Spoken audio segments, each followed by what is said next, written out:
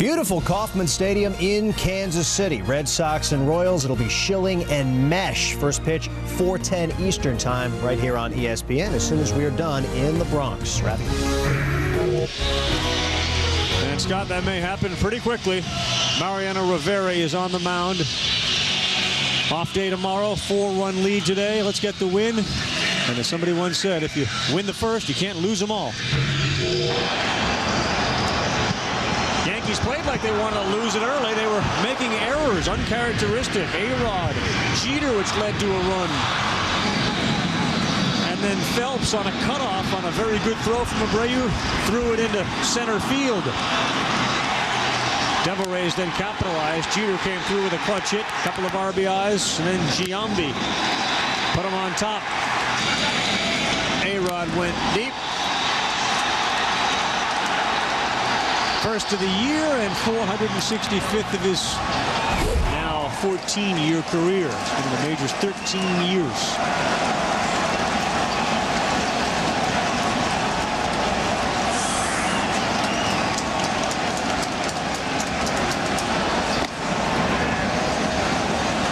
Stop the presses. Rivera threw a ball.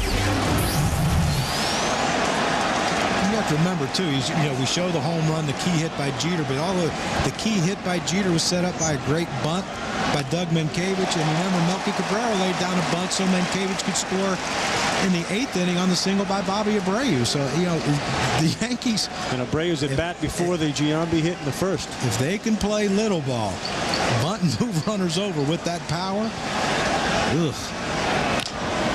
Navarro in on his fists. Rivera quickly ahead in the count, 1-2. That's where Mariano's going to live. And I recall his first start in the major leagues. His first appearance, I think, was a start against when I played for the Chicago White Sox. We got the wrong scouting report on another Rivera who's a 85-mile-an-hour sinker ball, and he threw the first pitch about 98 at my chest. One man down. Well, one thing Rivera does, he'll send him to the cars early. Like a traffic alleviator. Yeah. He tries to... Yeah. Well, you know what happens is, Carl, they give him a standing ovation when he comes in out of the bullpen, right. Then they all leave to beat the crowd. Because they don't have to do it afterwards. Pay your respects and then leave. Yeah, this is a head for the cars. Get into that traffic early so you can get home for dinner. Watch the Red Sox game on ESPN. See what the competition's going to look like this year. Must be a nice experience. Leland called Rivera, of course, the best reliever in baseball. Some have called him the best they've ever seen. And what do you think Elijah Dukes is thinking now? I'm in Yankee Stadium. I'm facing one of the best ever, and I just took one of the worst swings I've ever taken in my life. There's a ball on the field, in center field. That's what they're pointing to. Look at this pitch right here. You know what's coming with Mariano Rivera, and that's the cutter. Well, that looked like a little two-seamer that ran in on the hands of Elijah Dukes. And when you're expecting something to run away from you, which is 99% of the pitches that Mariano Rivera throws to righties, and then he throws that one that runs in, you're going to see the ugly swings like that.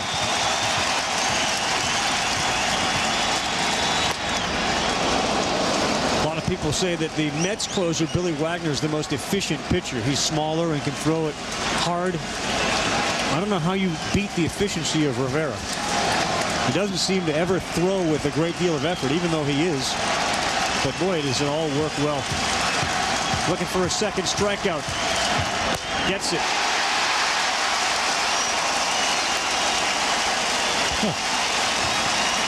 It's April, right?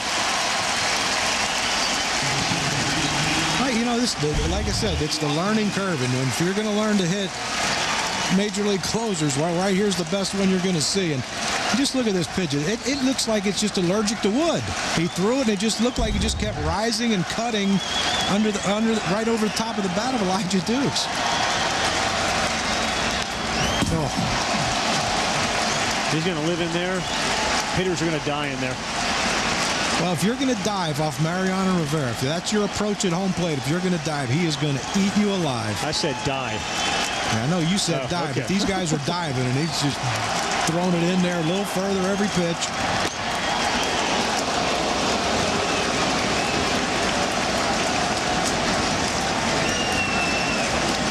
Just amazing that hitters don't back off the plate and make him try to throw on the other side of the plate. 413 career saves for Mariano Rivera, the Hall of Famer.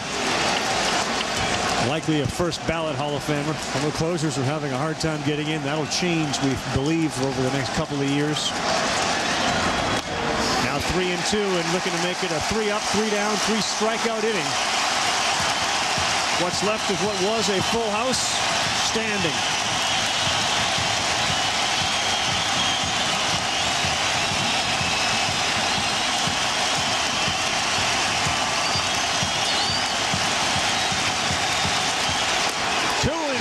Strike 3. 3 up, 3 down, 3 strikes. And Rivera does the job. So do the Yankees in their home opener. Yankees win it 9-5. Vizcaíno the winner, Stokes the loser. No save there. Next on ESPN, more opening day action. The Red Sox and Royals for more on this game. Tuned into a post-game extra on ESPN News. This, by the way, a presentation of ESPN, the worldwide leader in sports. Along with John Kruk, I'm Carl Ravitch saying so long from Yankee Stadium. We'll see you at 1 a.m. on baseball tonight. Now let's take you out to Kansas City as the Red Sox and Royals begin their season. Okay, Carl, and here we go.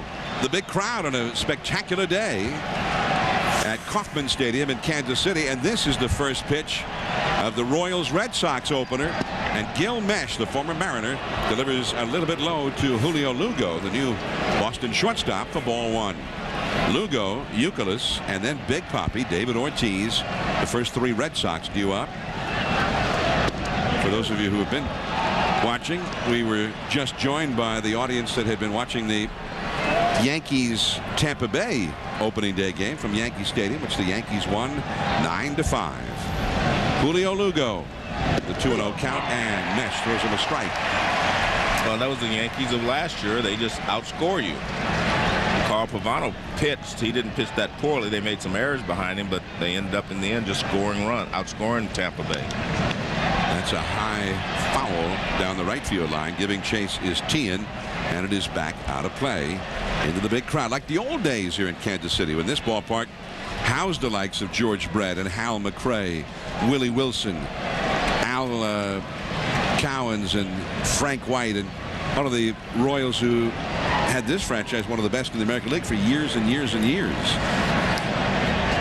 And of course, I mean, the ballpark is beautiful, John. It still looks like it's brand new. I mean, it was a simple ballpark. That's what I liked about it. It's built just for baseball. They didn't build it so they could play any other sport here. And it is a beautiful baseball stadium. And a beautiful day in this beautiful stadium. 79 degrees at game time. And a fastball puts him away. Gil Mesh may have also put away any post-game jitters, butterflies that he may have been experiencing in his first opener as he strikes out the first man he faces. Well, he made a couple of pitches in this same location, just a little low, but you can see he's been able to keep the ball down, and that's what he has to do to be successful, and he's keeping the ball down.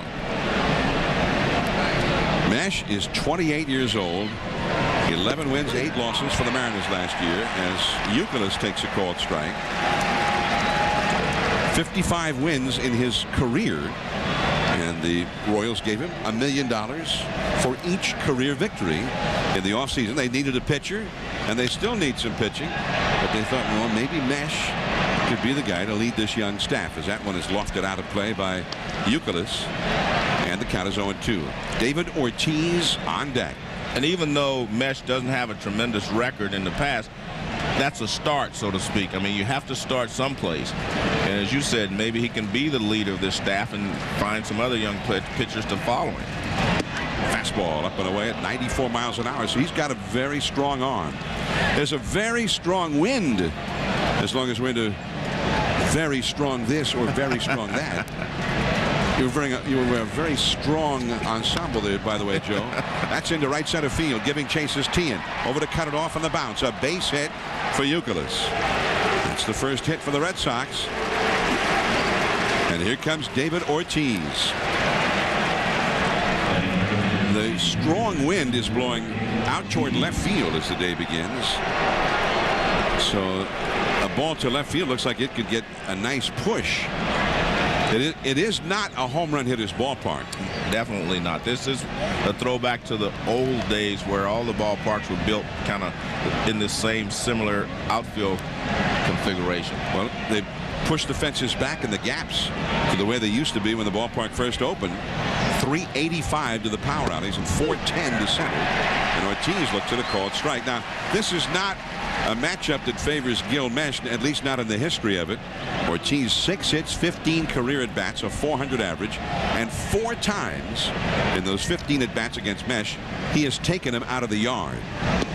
Oh, the changeup! Wow, beauty.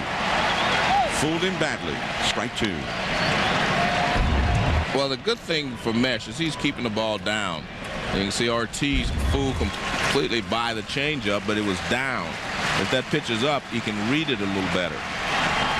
That is Youkilis at first base. And a fastball a little bit high, said Tim Cheetah. That was a great pitch, John, to follow the low changeup with the high fastball. A lot of times, if you do not have a lot of discipline at the plate, you will swing at that pitch. And that's one thing that Big Papi has, good discipline after he gets 2 strikes. That one into left center field. That's twisting away. It's into the gap. It will roll through to the wall. Heading for third, Youkilis. He's going to be waved home. He'll head to the plate. Here comes the relay from Pena, not in time. Pena seemed to be a little unsure as he took that throw. He hesitated a moment, Joe, and that might have cost him his chance to throw out Youkilis. A double for Ortiz, 1-0 Boston. Well, by the time he gets the ball, he's supposed to already know where he's going. He tried to sneak a fastball by him. Can't do that with 2 strikes. He wasn't pulling off. He found the gap. Now watch the throw. There comes Youkilis around third. He ran very well. He never slowed down. You see a lot of guys slow down, then they get the wave and they try to start up. But that showed that he never slowed down all the way around as Manny Ramirez is up. 1-0 Boston, and here's Manny Ramirez. And Mesh crosses up the catcher John Buck, and he really crossed him up. Well, it was interesting because Buck set up inside. To me, Mesh should have known that's not a curveball. You're not going to throw a curveball inside. So he should have probably stepped off anyway, because there's no way that he was going to throw Manny a curveball inside. And if we see that again, watch where Buck is. He's inside. See, he's set up inside for a fastball. You don't throw curves inside. You throw the fastball in. And really, he did a great job knocking that ball down. Yeah. Manny Ramirez, who has not been a very effective opening day hitter for whatever reason. He's one of the great hitters of his time for homers, for RBIs, for batting average, name a category. But on opening day, he has only 1 career home run, and that was 12 years ago. And that breaking ball over the outside for a called strike. 1 ball and 1 strike. He has only a 192 batting average going back to his last 7 opening days. Only 5 hits and 26 at bats, no homers, and only 1 RBI. This is one of the great RBI men in the game. He's one of the guys you really want up there in a spot like this. Fastball going back in center field and getting it. De Jesus and Ortiz, who went halfway, will go back to second base.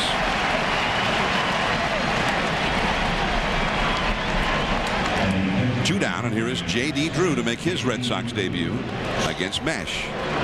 1-0, Boston ahead. Everyone knows that J.D. Drew can hit and he can produce some runs for you if he stays healthy. But that has always been the key to J.D. Drew, because that's the first time, last year was the first time he ever drove in 100 runs. And you would expect that he would have driven in 100 runs several times if he would have remained healthy for the entire year. So health is the key. And that fastball misses up and away for ball 1 to J.D. Drew. The Dodgers didn't hit a whole lot of home runs, and Dodger Stadium is not one of the great places to hit home runs in the National League. And I think the thinking is he's going to hit several more at Fenway if, as you say, he stays healthy. Well, right field is a lot more accessible in Fenway Park than it is in Dodger Stadium. The great thing at Fenway for a left-handed hitter, you could take a tough pitch away the other way and just loft one and scrape it off that wall, or even tuck one over the wall. Fastball, a strike. And it is 2 balls and 1 strike to J.D. Drew. Played in 146 games for the Dodgers last year. He is also an excellent outfielder and a fine base runner. He's got lots of speed. A curveball, too low. 3-1. First base is open. The right-handed hitting Mike Lowell is on deck. So I'm thinking, Joe, he's not going to give in to him here, and he just soon walk in and start with a fresh count against the right-handed hitter. Well, I agree that Lowell's on deck, but I don't think that's the way you start the season. Well, he did anyway, but I mean, I think you have to. The more runners you put on base early in the ball game, the tougher it is for you to get through 9 innings, or if you're thinking that way. Now, Joe, back when Ortiz hit that double, it appeared that Pena, the young shortstop, hesitated a little bit on his relay. Well, let's take a look. He's in good position. You turn sideways, so when you catch it, you can throw. Well, not a lot, at least in slow motion. You couldn't tell much, but I thought he hesitated too when I saw it the first time. I think he took a little extra step. Yeah. What happens is you get sideways as he did, so that you just catch it and make it like a pivot on the double play. And he was in good position, but it looked like he did hesitate in regular speed. Mike Lowell, pretty good RBI man in his days with the Florida Marlins, and had a nice rebound year last year. His final year in Florida was very poor, and the fans knocked that one away from John Buck. And now those fans down there are getting an earful from the crowd here. Well, if the ball's in the stands, the fans have a chance to go get it. I mean, you can see that.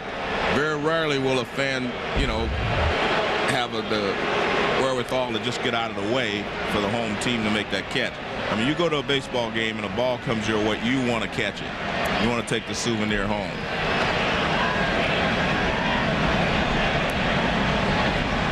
Oh, and to the count. Now, if he gets a hit, that fan's going to have a hard time up here.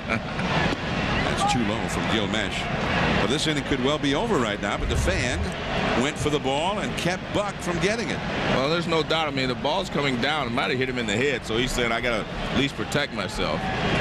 Buck's not happy, but Buck kind of stands. Buck kind of glared at him. Curveball down and away. That fan down, he's kind of slumped down in his seat, almost as if to try and hide. 2-2 the count. I feel bad for him now, Joe. Well, although if you're going to sit there, I don't feel bad. If you sit there, you have to give some thought to a ball like that the guy might catch it. He struck him out. Well, he just wanted to make him work a little harder. Well, Gil Mesh bailed out that fan. At least one fan here at Kauffman Stadium is a huge Gil Mesh aficionado.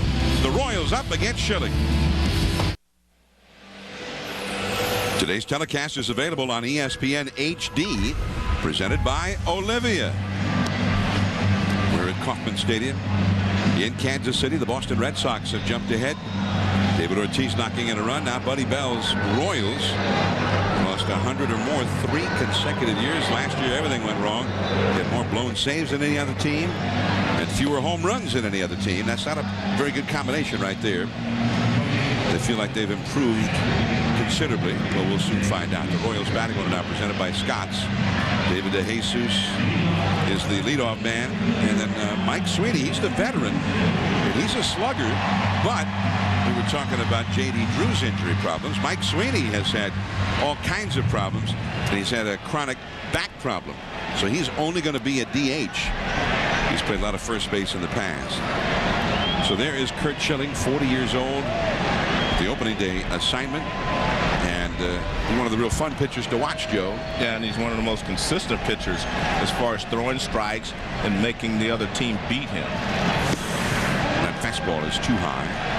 1 ball and no strikes. And he is a guy who is a strike thrower. You're not going to have much success trying to coax a walk out of Curt Schilling. DeJesus out of New Jersey. And I asked him if he was a Yankee fan or a Mets fan. And he said actually he was a Cleveland Indians fan. I said, Cleveland, what was the connection? He said he loved Kenny Lofton. Lofton was his man. So he was a center fielder. He had some speed, a leadoff type guy himself. So he liked the Cleveland Indians because of Kenny Lofton. Now he's a leadoff man in his own right here in the show with Kansas City. Schilling is too high, ball 2. Really interesting when you look at Boston this year to see just how that rotation pans out. They sent Papelbon back to the bullpen. He was supposed to be a starter, but you know, you got Dice K, you got Beckett, you have Schilling. I mean, you've got a pretty good start if Dice K can pitch as well as they think he will. That's a lot of power as DeJesus fouls it back out of play. 2 balls, 2 strikes. A lot of power on the mound from guys like Schilling, who's a strikeout pitcher. There's Dice K. He's a strikeout pitcher, throws real hard. And Josh Beckett gives you the heat as well. Yeah, and then you throw him off balance with Wakefield. Papelbon, he brings some gas out of the bullpen in the 9th. 2-2 the count to DeJesus. Grudzielanek on deck. Came after him with a fastball in right field. J.D. Drew. 1 away. Well, last year, Alex Gonzalez started at shortstop. They've had a different shortstop for the last 3 years. Edgar Renteria was the shortstop the year before that. And now Julio Lugo is the shortstop this year. And Lugo's a pretty good player. I mean, when he was at Tampa Bay, I always thought he had a chance to be, you know, one of the top players in the league at his position. Mark Grudzielanek, veteran, just off the outside, ball 1. Grudzielanek was presented with his Gold Glove, his first Gold Glove award after a very fine season with the glove at second base for the Royals last year. And when you're a guy that's hit 300 as he has, that Gold Glove means a lot to you because he has always been a pretty good hitter. And that's his first Gold Glove. He's always been a good hitter, but anytime you can add a defensive award to your offense, I mean, you're very pleased. And I don't know if that was a splitter, change up. It was a ball a little bit low though. 2-1 the count. Mark Tien is on deck. And Grudzielanek guy, he hits the ball hard to all fields. Inside with a fastball from Schilling. Now it's 3-1.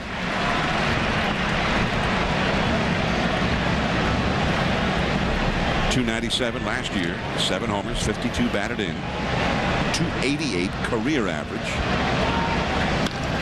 And another base hit for him to start this season. Schilling came after him with a high fastball, and Grudzielanek was right on it. But he has always been a good hitter. I mean, he hit 300 for the Dodgers playing shortstop, and only Maury Wills had done that in 1962. To go back that far to find a guy to hit 300. High fastball, as you mentioned, he just smokes it. You can handle a high fastball when you're ahead in the count because you're looking fastball. But if you're not looking for that pitch, it's very difficult to hit. Grudzielanek at first. Here's Mark Tien. Tien got off to a horrible start last year. Was doing so poorly that at the end of May last year they sent him to the minor leagues. He was hitting only .185 or during the month of May. Fastball and strike toward the outside. He came back on June the 3rd to the big leagues, and from that day until the end of the year he hit .313 the rest of the year. A better batting average than any other third baseman in the league. He's also got some power, but they moved him to right field this year to make way for the rookie Gordon. And that changeup is fouled off to the left. 0-2 the count. 1-0. Boston ahead. The power coming up with the Royals now.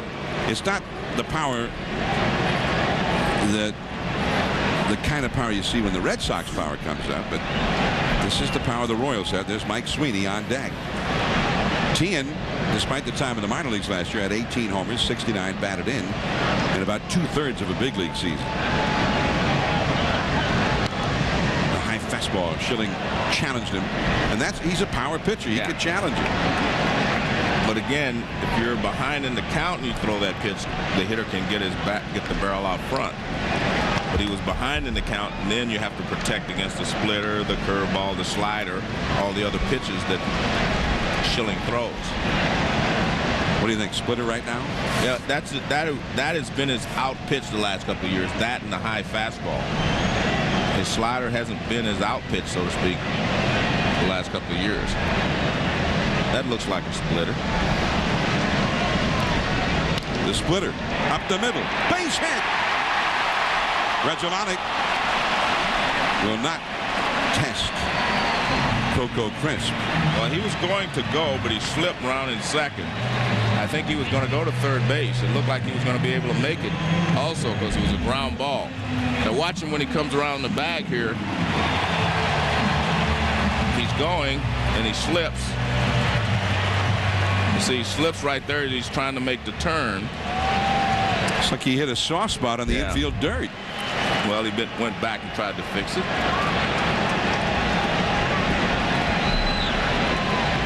Well, that was an 0-2 count, and Curt Schilling obviously normally would make a better pitch.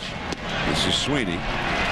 That is unusual to see Schilling give up a base hit on an 0-2 count, because he usually tries to get you to go out of the strike zone with a pitch or two. Now Sweeney's got a lot of power.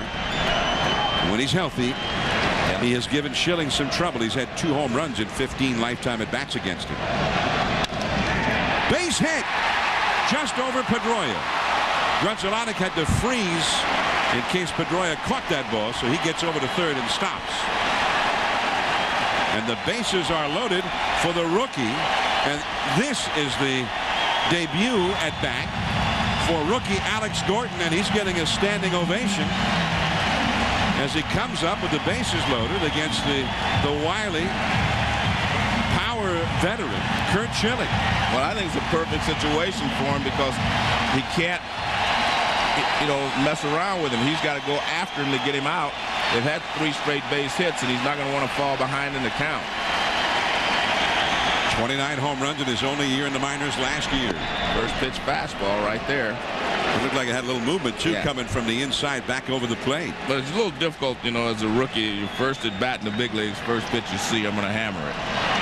But I'm sure Schilling knew that as well. Bases loaded. The infield double play depth. The high fastball. Well, he's testing the rookie here. Let's see what you got. Yeah, I don't think he'll throw him the splitter because he doesn't want to bounce it and let a run come in. So I think he may try to get him out even with a higher fastball, or he may go with, he's got a curveball, but I don't think the splitter is the pitch he'll use at this moment. 3 men on, 1 man out. The splitter was wrong. A check swing foul. So he fought it off. Well, he's showing a lot of confidence in Varitek because with the bases loaded, you do not want to bounce that pitch, and for it to be effective, it has to be down.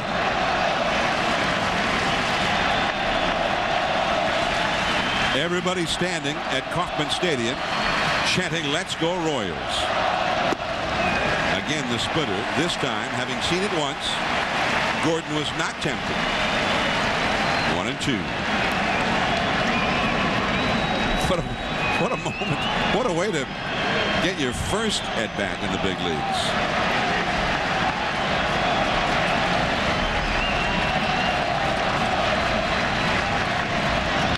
The fastball. After 2 splitters down, the high hard one on the inside, and Gordon fouled it straight back.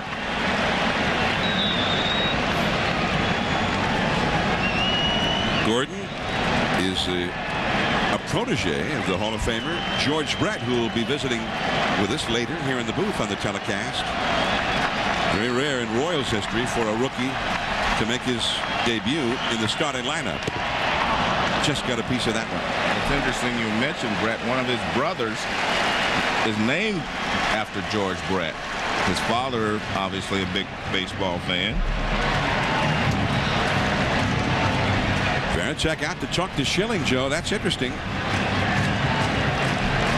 As Gordon has been able to handle a couple of those splitters, took a splitter, and then got a pretty good swing off on that high fastball.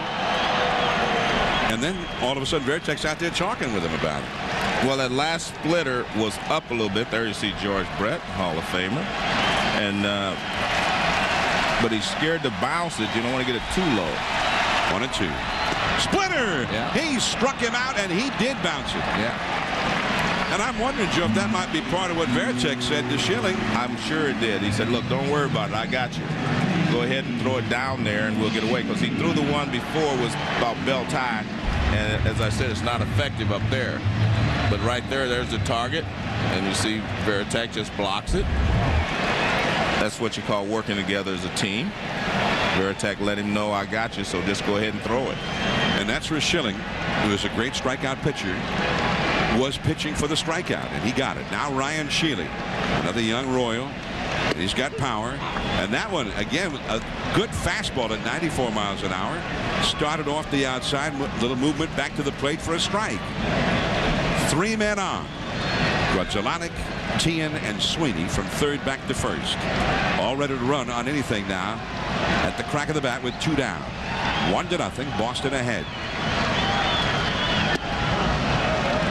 A little bit low. 1 ball, 1 strike. The Royals hit fewer home runs than any team in the majors last year, and only 1 grand slam all year, but that grand slam was hit by this man, Ryan Sheely. Bases loaded, 2 down. The high fastball. Strike 2. The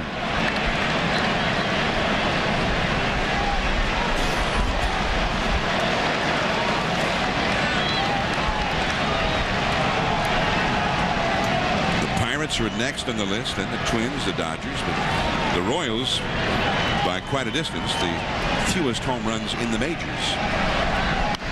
He came back with it again. He blew one by it. Came back up there with another high, hard one, and this time Sheely got a piece of it. Interesting part about that stat with the Twins is that they play in a home run hitter's ballpark. Dodger Stadium is tough. This ballpark is tough. Minnesota is really a good ballpark for hitting home runs.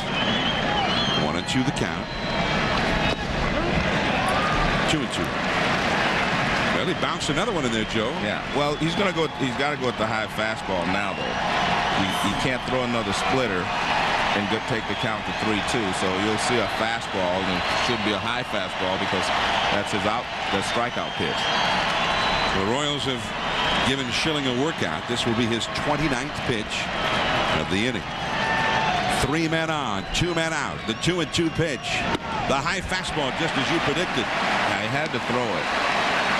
He didn't want to throw it that high, but he had to throw the high fastball. He's got to do it again. He's going to try to just make sure he throws a strike at the fastball.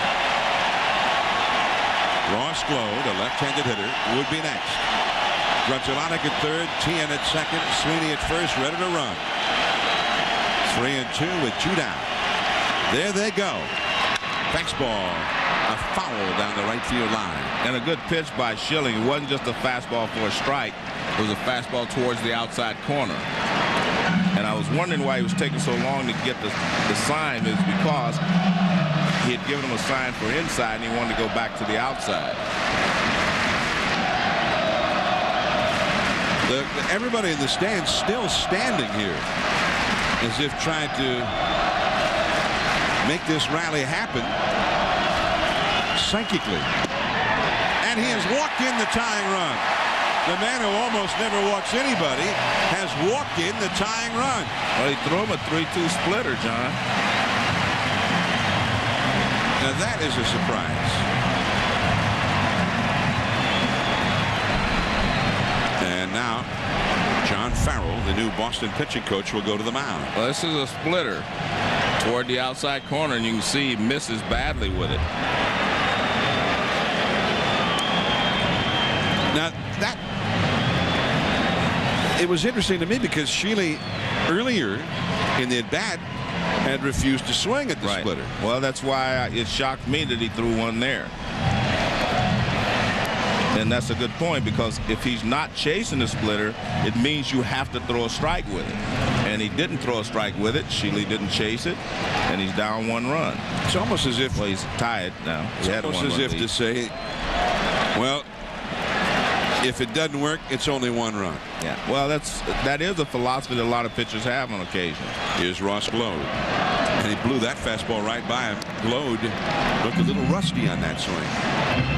Former Chicago White Sox, jack of all trades, excellent pinch hitter. Ross Glode standing in against Schilling with a chance to do some damage here.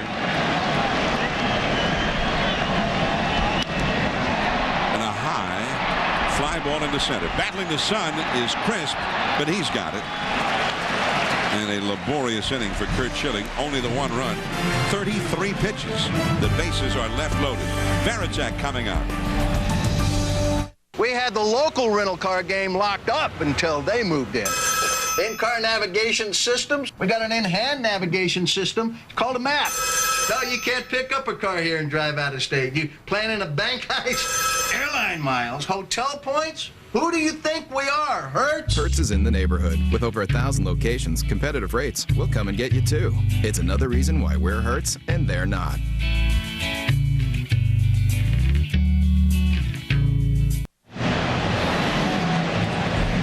Opening day, we're in Kansas City. I'm John Miller with Joe Morgan. Happy to have you with us. And there's a lot more opening day baseball to come from the Metrodome tonight at 7 Eastern, 6 Central. The Baltimore Orioles at the Metrodome to take on the Twins, and then still later, 10 Eastern, 7 Pacific, the Texas Rangers under their new manager, Ron Washington, to take on Mike Scioscia's Angels, the Los Angeles Angels.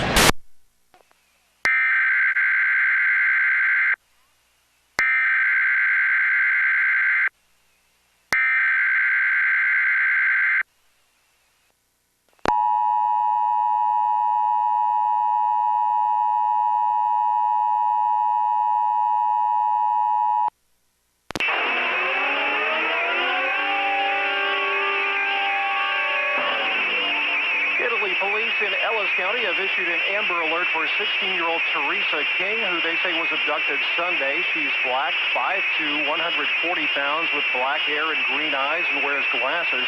She was wearing a green tank top with green and white pajama shorts. Suspect is Jamar Tolliver, a 19-year-old black man, 6'2", 185 pounds, with black hair and brown eyes.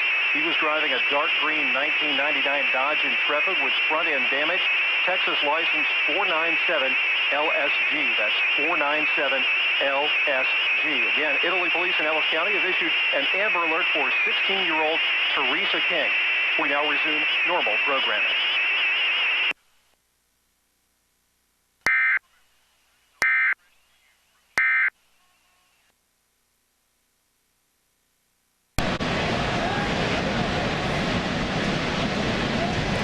Crisp, his second year with the Red Sox. And at second base, Grudgelana throws him out. 2 men gone. Gil Mesh making the start today as Ryan Sheely got the put out on that one. Mesh is the 6th different pitcher to make an opening day start for the Royals in the last 6 seasons. So they have not had much success on the field, and the problem with their pitching has been one of the big culprits. They're always looking for somebody. And every year it's a different guy who makes that opening day start. Scott Ellerton last year. That ball is smashed by Dustin Pedroia, the new Boston second baseman, down the left field line. He's going to test the left fielder Glode, and it does not pay off. He was out by plenty. Grudgelana tags him out. A very nice throw by Glode, and the inning is over. John Buck and then Tony Pena Jr. We come.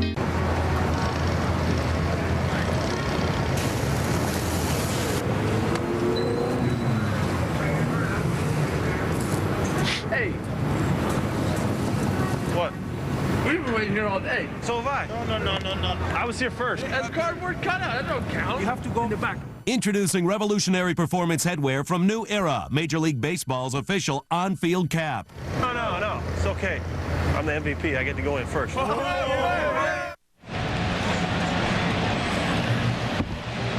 Back here in Kansas City, opening day, the Red Sox won, the Royals won, and a nice play to get that man, Dustin Pedroia, by Ross Gload, a very strong throw. And this is not a bad play because there are 2 outs. You try to get yourself in the scoring position. This excellent play by Gload. I mean, look at this accurate throw right on the money. If it's offline a little bit, he'll be safe. But still not. That's not a bad play with 2 outs. Well, I'm going to have to differ with you on just one point there. Okay. I think that throw would have been offline by quite a bit. Well, he made a good play to get over there. I happened to notice that when the throw got to Grudzielanek, we didn't see Pedroia in the picture yet. The only thing is, it was weird because when you looked up, he hit it. It looked like it was going to be a double right away. It did. It looked like, yeah. And he ran hard. He ran hard, and the guy, but Gload made an excellent play. Well, if you're going to take a big gamble like he just did, that's the time. With 2 outs and. But that's your job. You're supposed to be trying to get into scoring position. Yeah, exactly. Dustin Pedroia, the new Boston second baseman. John Buck, the Kansas City catcher, facing Curt Schilling. Schilling liked to have a quick inning, just as did Gil Mesh. That curveball misses. That's funny. You know, we didn't see many curveballs from Schilling in that first inning. He usually has a real good one. And I'm wondering if he doesn't feel like he has the curveball. Well, a lot of times, John, pitchers have to work their way into the rhythm of a curveball. It's very hard to just walk off after you've warmed up and thrown so many other pitches to walk out there and throw curveballs for strikes. The high fastball is fouled. Out of play down the right field line. Giving chase down there for Boston was J.D. Drew, but that one ended up well back out of play. And I think that brings up a point. There's been a strong wind blowing out to left field much of the early going. And J.D. Drew, to his credit, did not take it for granted that was going to just automatically be back out of play. The wind is not blowing as hard as it once was, but he went over there in case the wind blew it back. I like that, Joe. He hustled.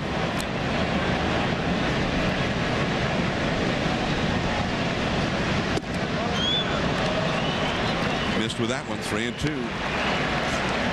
Schilling gave a little extra sort of longing glance in at the plate umpire, Tim Cheetah, after that one.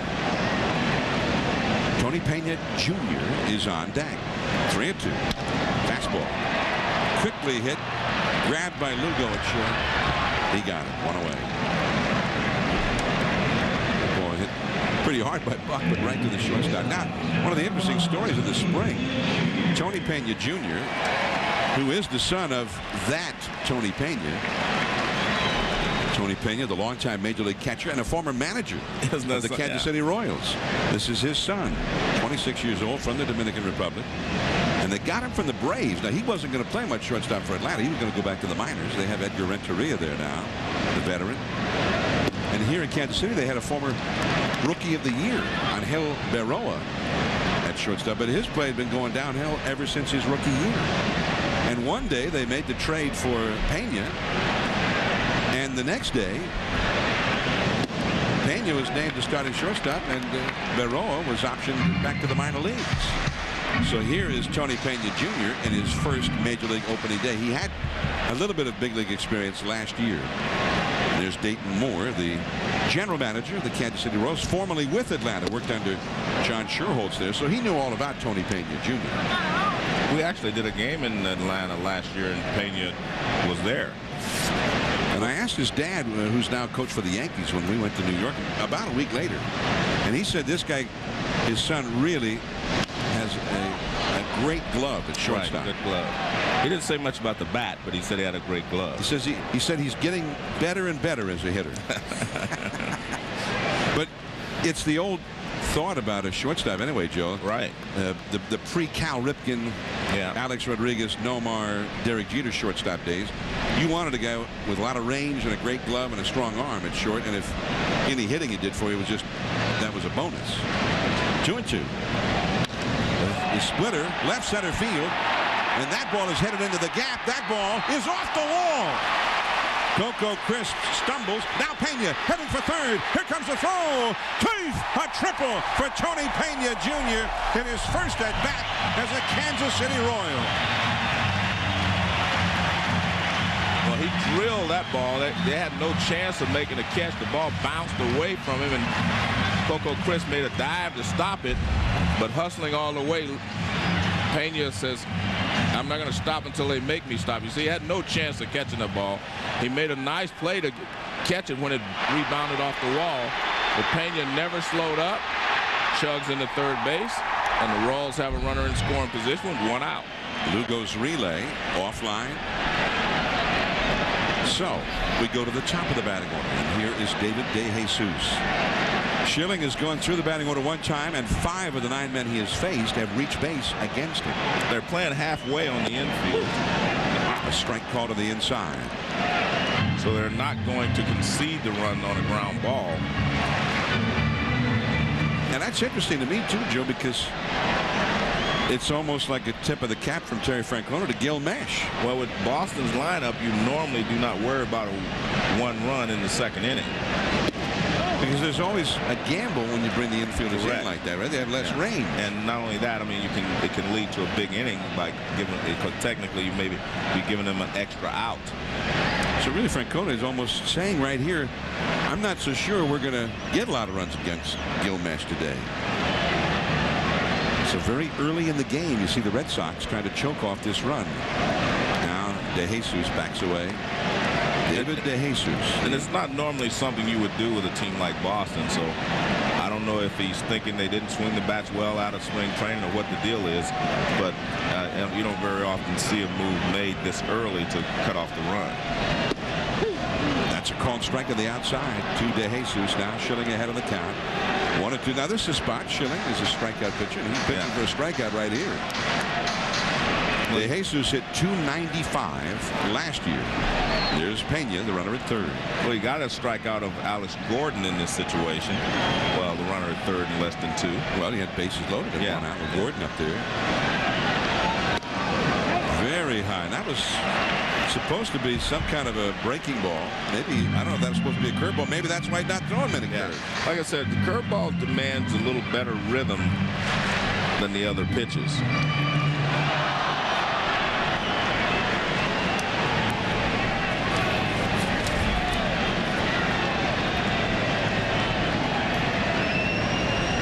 Two and 2. Fastball, strike 3 call. Just really, DeJesus didn't like that call by Tim Cheetah, but with 2 strikes, that's just too close to take. Well, he just called one out there is the real point. I mean, if he hadn't called your strike out there on, your second strike was out there, that ball got a lot of the plate. I think he may have even thought it was low, but I mean, you still have to swing at it. But the strike 2 was out there, so you know he's calling that pitch. And beautifully received by Jason Varitek. That's why one of the reasons why pitchers love working with him. That was a very good point, John, because he caught it perfectly. Here's Grudzielato. He almost made it look like from his target on the outside that he brought the glove back to the plate. Very skillfully done. Infield back, normal depth for Mark Grudzielato. It'll take a 2-out clutch hit now for a Boston mistake to get Pena home from third. By the way, Pena's triple, his first major league triple. And that fastball is up and away. Here's that strike 3. Watch Varitek's work. And watch how the glove, see the glove work? Watch. As John says, he catches it. And see, when they give you a little twist, that actually raises the ball a little bit in the eyes of the umpire. Instead of pushing your glove down to catch it, you kind of raise it by turning your hand over. 2-0 the count. That changeup, base hit, past the diving Euclid. Pena scores, and the Royals are ahead 2-1. Well, he gave that pitch away, John. He slowed his momentum down. He slowed his motion down. You could see it was something off speed. It's going to be something slow.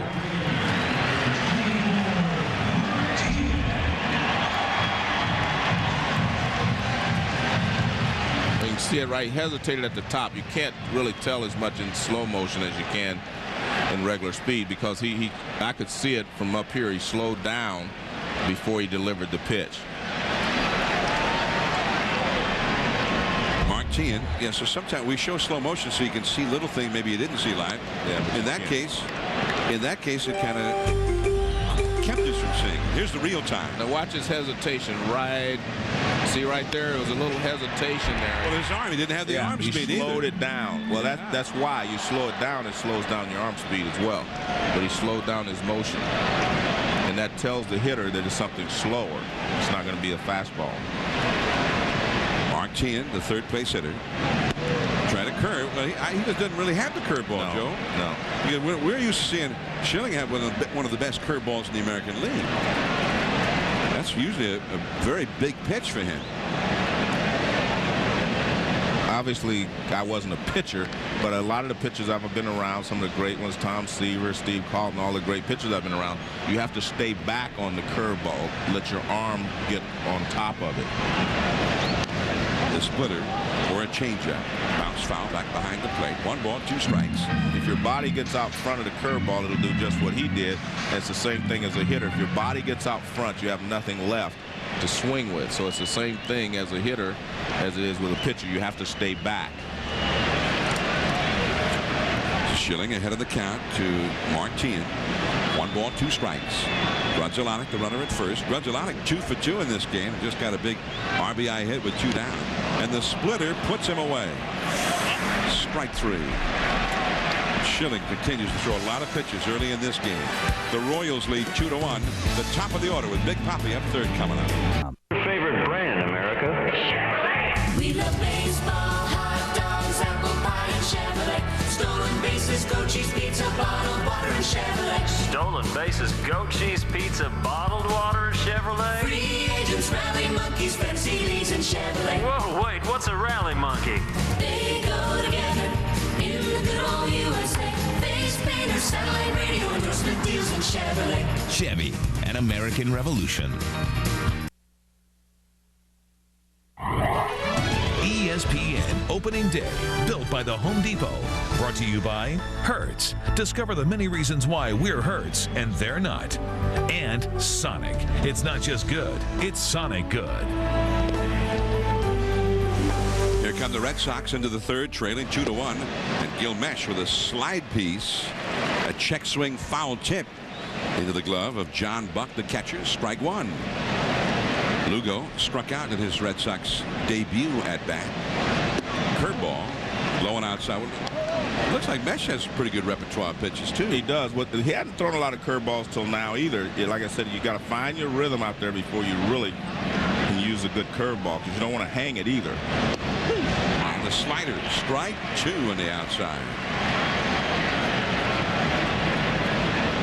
Kevin Youkilis on deck, and then David Ortiz coming up third here in the Boston third.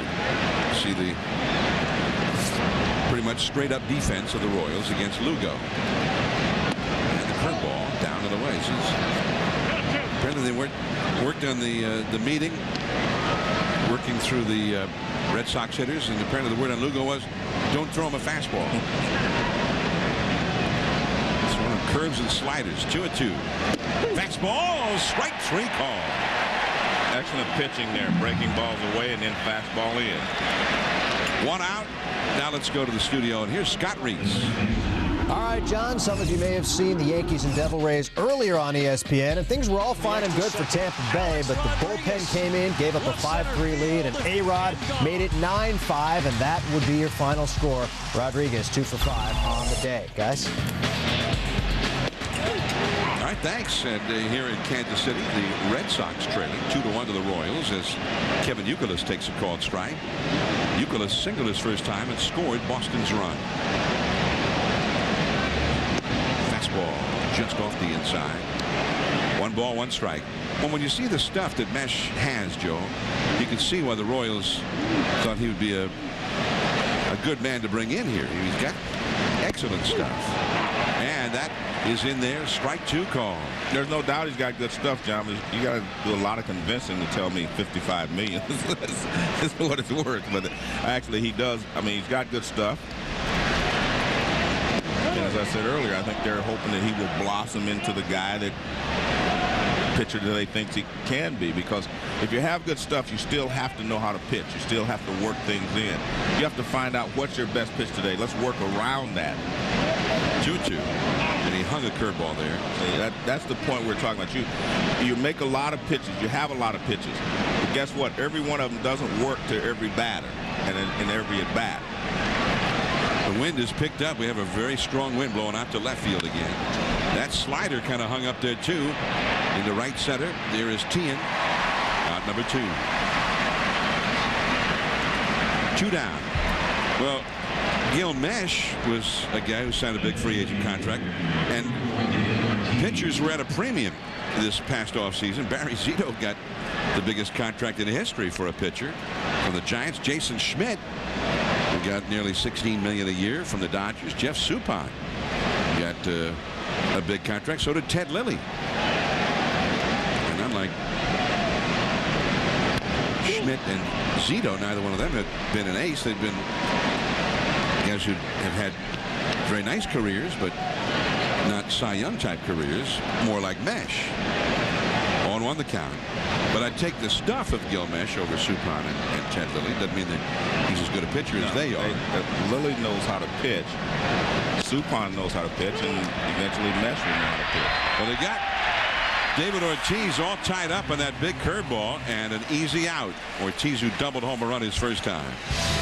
Sweeney and then Alex Gordon coming up. We'll have George Brett in the booth with us when we return. Why wait? We'll tell you who wins the men's championship game before they tip off. Plus, opening day of the Major League Baseball season. We've got all the highlights. Sports Center after the game on ESPN.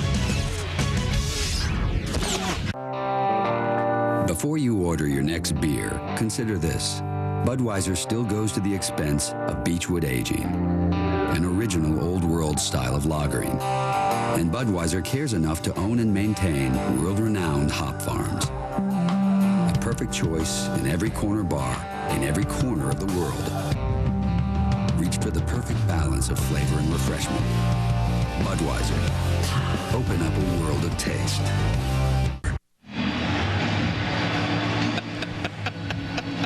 It's opening day in Kansas City, and the Kansas City Royals are leading the Boston Red Sox 2-1 as we go to the last of the third. Big hitters coming up here for Kansas City. A veteran, Mike Sweeney, standing in against the veteran Curt Schilling, and then the rookie Alex Gordon will follow as Kansas City has that 2-1 lead. The fastball from Schilling up and away.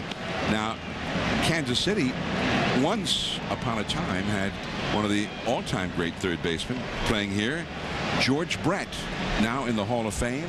One year nearly hit 400, Joe, and you said it could never happen. He hit 390 one year for the Royals, and he has joined us in the booth as Sweeney is retired. And George, as you come in, welcome to the telecast. Happy New Year. Well, thank you. And happy opening day. This guy, Alex Gordon, is your protege. No, he's become a friend in the last, well, ever since he signed his contract. They brought him in last year, and negotiations got a little bit tough. I got a chance to visit with him. I spent all spring training with him. He's a great kid. He's a tireless worker, and really expecting great things from him this year. Well, here he is. And that was quite a debut plate appearance. The bases loaded. Curt Schilling on the mound, national television, and the whole stadium stood up. Well, here's a guy that was the second pick in the draft 2 years ago. He was the college player of the year. Last year, his first year playing professional baseball. The minor league player of the year. The hype is with him wherever he goes. His family's in town from Lincoln, Nebraska, which is 2.5, 3 hours away, and they all drive in. He's probably left 80 tickets, and he comes up in the first inning with the bases loaded. Struggled, he battled them for a while. Right, he did, and you know what? I told him 3 weeks ago, Curt Schilling, when he gets 2 strikes, is going to throw you that splitter. Yeah. So, Joe, guess what I told him to do? What? Hit the fastball before it. Now, see, that's what I was telling people yesterday about great hitters. I said all those great hitters I watched, they didn't take that fastball down the middle, and wait for something else. You made a point I want to get to, because somebody told me a funny story about you mentioned the negotiations got a little tough there, and you kind of intervened a little bit. You said, tell us what happened. I said, how much difference are you apart? He said, $200,000. I said, I'll tell you what I'll do. I'll give you $10,000 a year for 20 years if you sign today. Did that convince him? No. Well, I have to tell you, the one thing, coming here, I haven't been here in several years, but coming in and I walk through the halls, I see the history of the Royals, the George Bretts, the Frank Whites, Amos Otis, all these great players you guys had here. At one time, this was, in my opinion, the ideal franchise, the way you do it, doing it the right way. And what changed though? But I mean, well, how did you our feel? owner died. Right. Our owner died, and when the owner died, it was taken over by a trust, and the trust was run by 7 or 8 people. Okay. And it was kind of all the money that when he sold the team, Ewing Kauffman, our great owner back in 1969 when he bought this team, and he died in 92. When he bought this team, he left over $2 billion. Joe, B's, not M's, B's, $2 billion to charity. And all the money he got for this team went to charity. And so it was a 7-year process, and I think in that 7-year process, you know, it was without the leadership of a Ewing Kauffman, as my man struck out for the second time. But we're talking about the fact that, you know, well, let's take a look at George. Well, this is the Cardinals versus the Royals. There it is, winning the 1985 World Championship. Is that the one that they gave you guys? What do you mean gave? The umpire at first base. Is that the one they gave you? Did you ever win a game on a controversial wait a minute. call, Joe? Yeah, but they tried yes or no? Well, I was going to say they tried to say that they gave us one against Boston when Armbrister bunted the ball, remember? So you guys got yeah. the gift on that one. We were in St. Louis last night, and Whitey Herzog was there. Yeah, I'm sure. I mean, Whitey's still a little upset about that call in Game 6. Whitey's fine. I saw Whitey at Hank Bauer's funeral this year, and Whitey's over it. He's over it. Everybody's over it except the fans that went this game. You know, games in St. Louis. You know what I remember most about you, George? Forgetting all the great hitting and all that. You played the game with a lot of energy. You had a passion for the game. I mean, you even sometimes you may have gotten a little bit overboard. I remember you charging out of the dugout on the Pine Tar incident. Sure. You know, you look like maybe you didn't have it all together there. Yeah, I was there. How you were there? Like Joe would have been outraged. Joe was, Joe would have. You know what Joe would have done? He would have sat in the dugout and said, "Oh, you're right," and walked in. No, I don't think so. I don't think so either. Joe, that was an upper deck home run. Right. No, that one wasn't. The one before they take it away. They said he couldn't have it. It was because of the pine tar. And it was Billy Martin that sent him out there. So that's right. Yeah. George was a little outraged. Yeah. I asked the guy where he's having dinner that night. We'll be back. Hang with us. Built comfortable.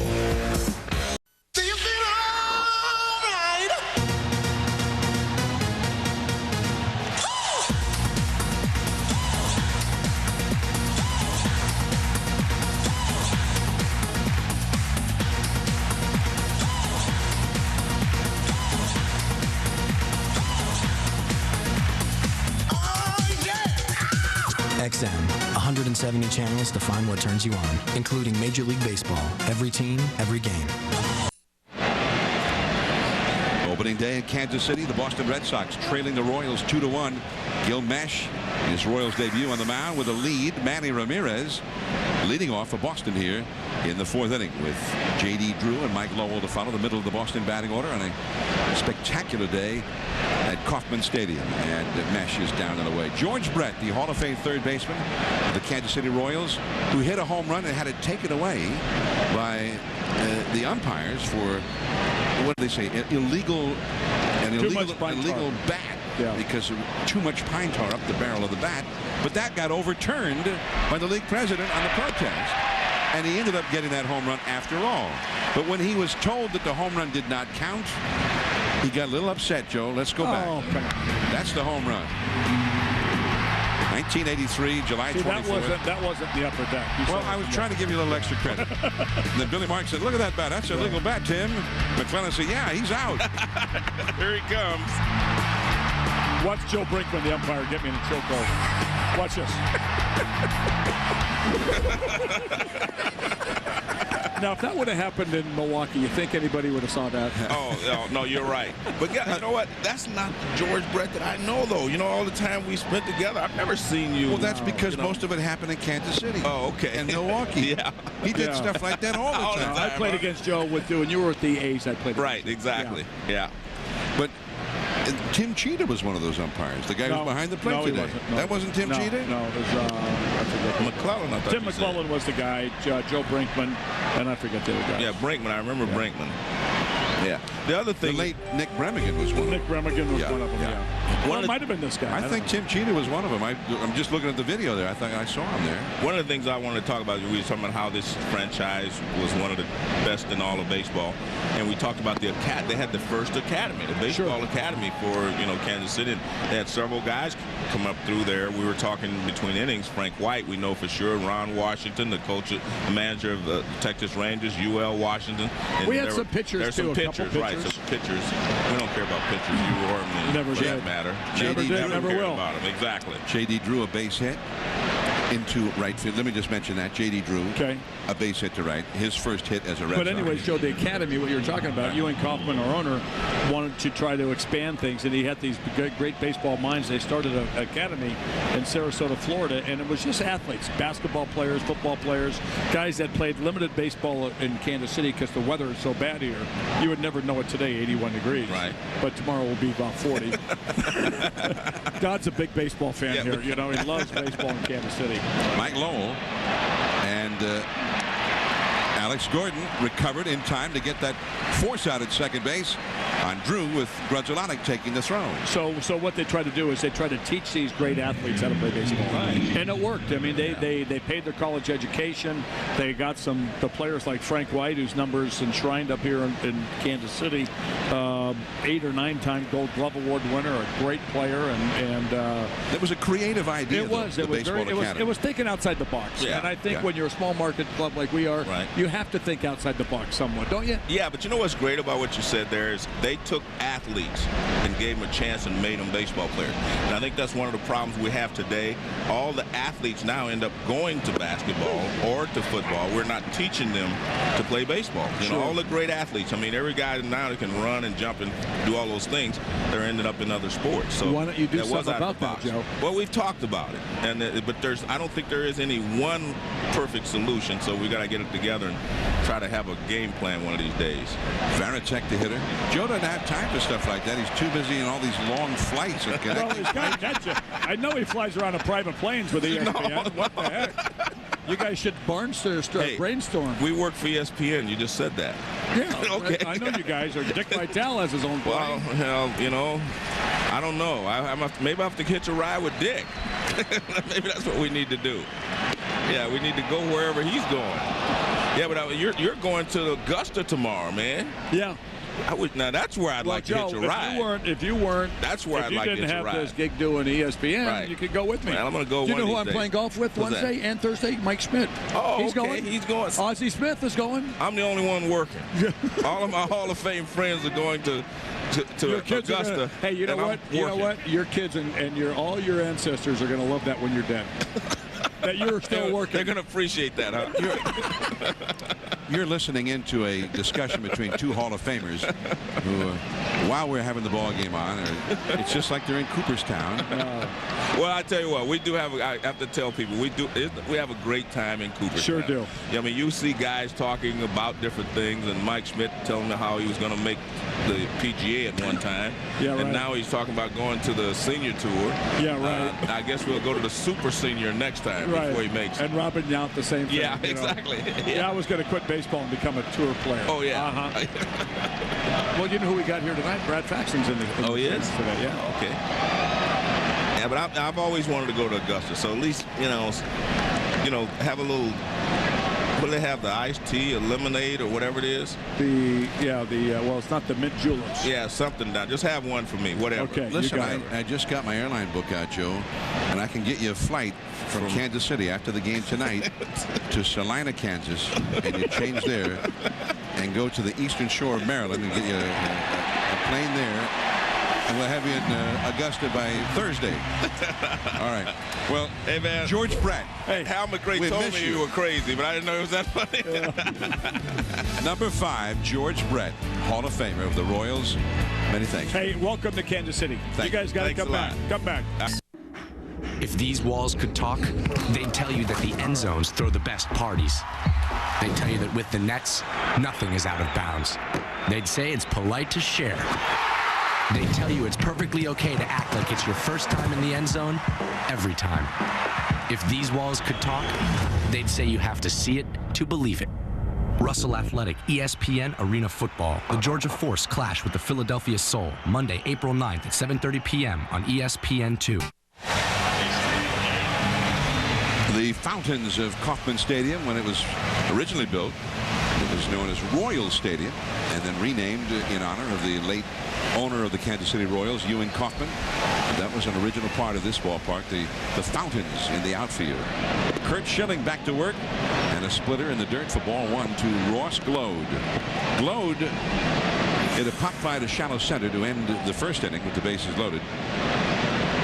And his big contribution in this game was a strong throw from left field to throw out Dustin Pedroia, trying to turn a single into a double to end the second inning. Glode, who hit .327 for the White Sox last year, and he'd been around the big leagues for a long time, Joe, but Ross Glode, that's only the third time he's ever thrown out a runner from the outfield. Most of the time he's been a first baseman. But it was an excellent play. Watch how he gets in quickly in position, gets rid of it quickly, and it's right on the money. But like you say, maybe it could have been a little off the money. It still would have gotten Pedroia. Glode hitting seventh in the order. John Buck, the catcher. Tony Pena Jr. to follow. There's Pedroia. And now Pedroia throws out Glode. One away. Other baseball going on today and opening day. Let's get an update from the studio. All right, John. In fact, we had bonus baseball with the Blue Jays and Tigers in Motown. 3-3 in the 10th. Troy Gloss delivers off of Fernando Rodney. Jason Smith scores the go-ahead run. Blue Jays tack on one more. Win it 5-2 in 10, guys. Blue Jays. Looks like they can be pretty tough, Joe. Well, especially from the offensive side. They've got some thunder on that lineup. John Buck. And a lot of people feel like that they're going to need another starting pitcher or two. Exactly. They need a couple, I think, but who knows? Everyone needs pitching. I think what we're seeing now is everybody's going to have to take a wait-and-see attitude for the first couple of months and then try to add to their pitching rotations. That curveball from Schilling, and he hadn't really had his good curveball today. Even that one was just a kind of a floater. That was a get me a strike curveball there. He stayed back and just kind of rolled it in. 1-1 the count. Fastball right down the line. Fair ball. Manny Ramirez over to play the carom. And into second, John Buck. His first hit of the year is a double. That, in my opinion, is a little indication that Curt's definitely not on his game today, John. He threw a curveball, which was an off-speed pitch. Then he tried to jam him with a fastball, and he couldn't get it by him. You know, normally Curt Schilling, if he comes with a good fastball after a slow curveball, you might foul it off, but you're not going to usually put it in play as we saw there.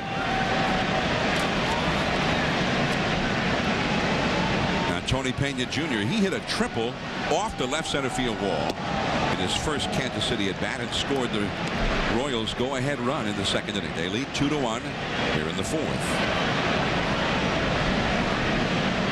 He's only had 45 major league at bats. He had 227 last year in Atlanta. He had a home run last year.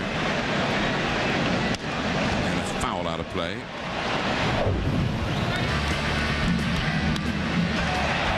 The triple, and he really gave it a ride. This is not a home run hitter's park. Looks a little bit like his dad right there running. He was a little tired, I think. Ran out of gas. Looked like Tony, senior.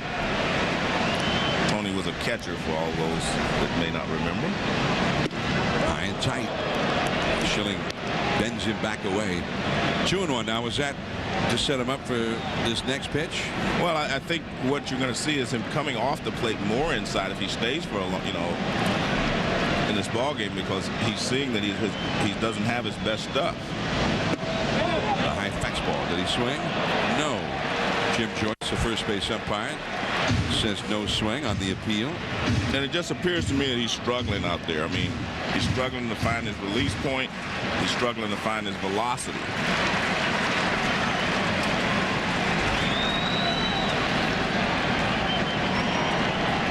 Buck at second, 1 out. And he walks him.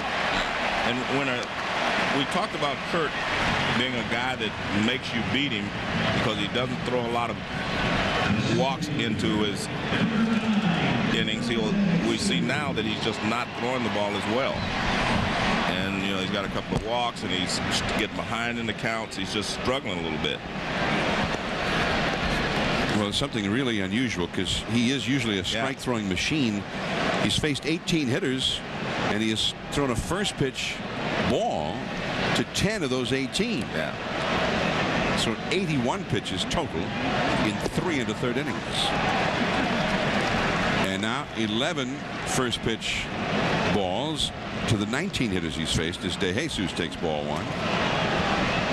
DeJesus out of Rutgers University, and he's very proud that the Rutgers women's basketball team is in the NCAA championship final against Tennessee, which will be seen on ESPN tomorrow. Danny Ramirez back in left, and that is out number 2. The runners have to go back. Buck back to second, Pena back to first. And this is the time of the game where the shadows at home plate are in the pitcher's favor. You know, you can see the shadows here. So he's throwing out of the sunshine into the shadows. Now, I'm sure Veritek wants to go out and say, fine, are you feeling okay? What do you want to do? What do you think? You know, what is your best pitch at this point?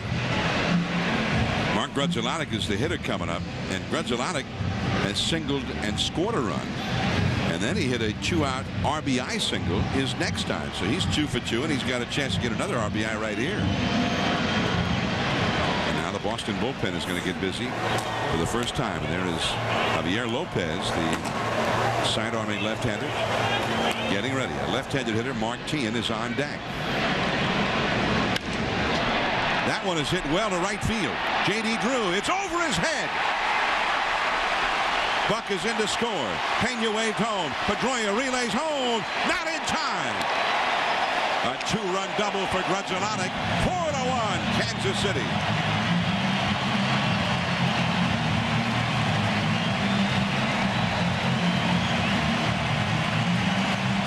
Well, we talked about him being a good hitter. He's going the other way, all the way. Fastball away, up a little bit. And he drills it over the head of J.D. Drew. J.D. Drew was playing shallow, as you could see. Had no chance to track this ball down, and by the time he does so, 2 runs are scored. There's another hesitation by a young player there, as Pedroia spun to make the throw home and seemed to be had a moment of indecision there before he actually threw home. Now up the middle by Teahan. That's a base hit. And here comes Grudzielanek, and he'll score. 5-1, Kansas City. They have plated 3 runs here on Schilling's last 2 pitches. You know, the tough thing here is that all these runs are scored with 2 outs. And that's another problem. You know, usually Kurt's able to finish off an inning. He has not been able to do that. And you know, the toughest thing right now is for Francona to decide when to take him out. Remember, this is in a way, this is an extension of spring training. You still want him to get some work in, but how long do you stay with him? Now Mike Sweeney, the cleanup man. He has singled and flied out to shallow center. Fastball inside. 1 ball, no strikes. The left-handed hitting rookie Alex Gordon is on deck. All of their runs in this inning and all of their runs in this game have been brought home with 2 outs. Very similar to the Mets last night. Sweeney and the splitter. 1 ball, 1 strike.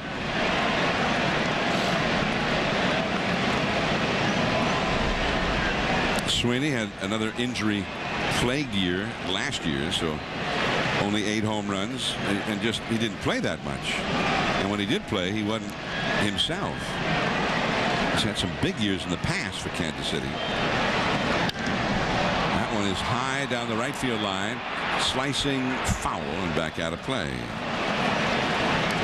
Sweeney A few years back, drove in 144 runs in a season.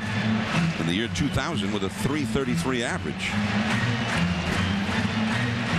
A lifetime .302 hitter.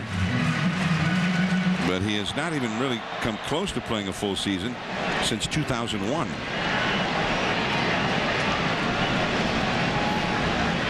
And Schilling with the pitch for the first. Tian had just started to lengthen his lead over there, and he had to dive back.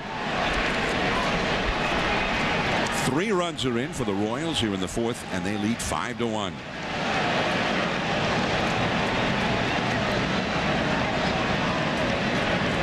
Schilling ahead of the count. 1 ball, 2 strikes. The splitter, and he swung at it. Strike 3. And Varitek retrieves it, tags him out, and the inning is over. Kansas City with a 4-run lead as we head to the 5th inning. 5-1.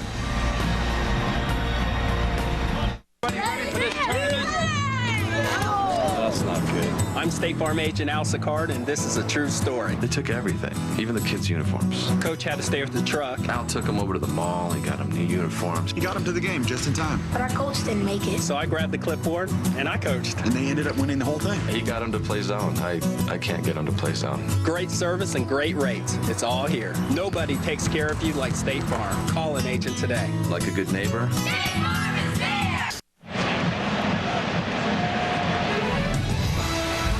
This is ESPN's coverage of opening day baseball, built by the Home Depot. We're at Kauffman Stadium in Kansas City. The Royals ahead 5-1. Curt Schilling had been a tough opener. 4 innings, 5 runs, 8 hits allowed. 2 walks, including a bases loaded walk. Gil Mash, meanwhile, the Royals' new opening day #1 starter, has been excellent. Gave up 1 run in the first inning and got through the tough part of the Boston batting order without allowing any more. David Ortiz doubled home Boston's first run in the first, but that was the end of it, and he's really been on top of things ever since. Coco Crisp, the 8th place hitter, and that curveball is in the dirt for a ball, a check swing. And on appeal, Jim Wolf, the third base umpire, agrees that there was no swing. And that's where it's very difficult to recognize spin on the baseball when it's coming from the light into the shadows. It's just kind of a little blur. You can't see spin, and that's when you see a lot of guys really chase the breaking ball in the dirt. That changeup too low. 2 balls and a strike to Coco Crisp. He grounded out to second his first time. Daisuke Matsuzaka, Boston's new right-handed starter, acquired from the Japanese leagues in the offseason, will start in Game 3 of this series. And there's a ball too high. And there's Daisuke. And then he'll make his second start next week at Fenway Park in a game that I believe will be televised on ESPN a week from Wednesday night. His Fenway debut. Fastball to strike. Daisuke, I saw Joe in the spring training telecast that ESPN had from Florida. He did not allow a hit in an outing. I think it was 5 innings. And then he was very unhappy afterward because he threw far too many pitches. Strike 3 call. And Coco Crisp is called out on strikes, and he did not like that call. Well, he took the 3-1 pitch, and this is Daisuke. What he was unhappy about, John, is he walked 5 guys, and he threw a lot of pitches. When he shut him down, it was against the Reds. He was throwing the high, hard one. And he's got the great fastball, and he's a power pitcher. And it will be very intriguing to see how he fares here in the big leagues. Dustin Pedroia, check swing and a foul. Pedroia, the new second baseman for the Red Sox, up out of the farm system, singled his first time, but was thrown out trying to stretch it into a double. His ERA 2.95 with the Seibu Lions in the Japanese Pacific League, 108 wins, and a lot of complete games over there, Joe, for him. He's a very durable pitcher. That big curveball from Metch in there for a called strike. 1-2. I mean, those are impressive numbers, but they were not against the likes of the American League East, the Toronto Blue Jays or the New York Yankees. it's going to be a little different. But I'm sure he's going to be successful. But it's going to be a lot different pitching against major league bats than pitching just in Japan, because all those players there aren't major league quality. 2-2. He also was very impressive in that World Baseball Classic. Right. He started the championship game. In fact, again, you and I worked up the middle. The new shortstop Pena, one hop. He got it. Nice play. Well, the difficult part of that play, obviously, is to throw to first base, because you're running toward right field and you can't set yourself to turn your body in that direction. We saw Jose Reyes make plays like this yesterday. I mean, he's just amazing to watch. He's running toward right center. He can't turn to set himself, and he makes a good throw. Nice. He gets rid of it quickly. Nice one hop. Anything else, he would not have had time to get it. Reminded me of the old days here in Kansas City when they had the turf. Yeah. Used to see UL Washington, Freddie Poczak would make those one-bounce throws, and your old teammate Davey actually started that. He made it part of his throw from the deep in the hole. Davey Concepcion, the finest shortstop of his era. 2 down, Julio Lugo. The Red Sox new shortstop. Curveball from Gil Mesh is too low. Mesh looks like he has found his groove. The last 2-3 innings, the Red Sox are not doing anything against him. He's got the big breaking curveball now that he didn't have at the beginning, or he wasn't using. And that was a little slider, or maybe a cutter right on the outside of the knees. Nasty pitch. 1 ball, 2 strikes. 2 down, nobody on. Lugo has not yet put the ball in play against Mesh. Fastball. They just barely got a piece of that one. 1-2, 5-1. Kansas City ahead. Boston got a run on the first. The Royals got a run on the first to tie. Then the Royals got one on the second, driven in with 2 down by Mark Grudzielanek with a base hit to take the lead. And then they got 3 more in the fourth, all with 2 down. Grudzielanek hitting a 2-run double with 2 down. And then Tien singling him home on the next pitch. So Kansas City with a 5-1 lead. Keep in mind, though, the Red Sox are well capable of coming back from this kind of a deficit. Curveball, strike 3 call. And Lugo gets into it with Tim Cheetah the second straight time he's been called out. And the 3rd time in a row he has struck out. It's actually illegal to pick those. It's a deer. Wait here. Hey, buddy. How are you? Get away from me! What's your problem? It's supposed to be closer!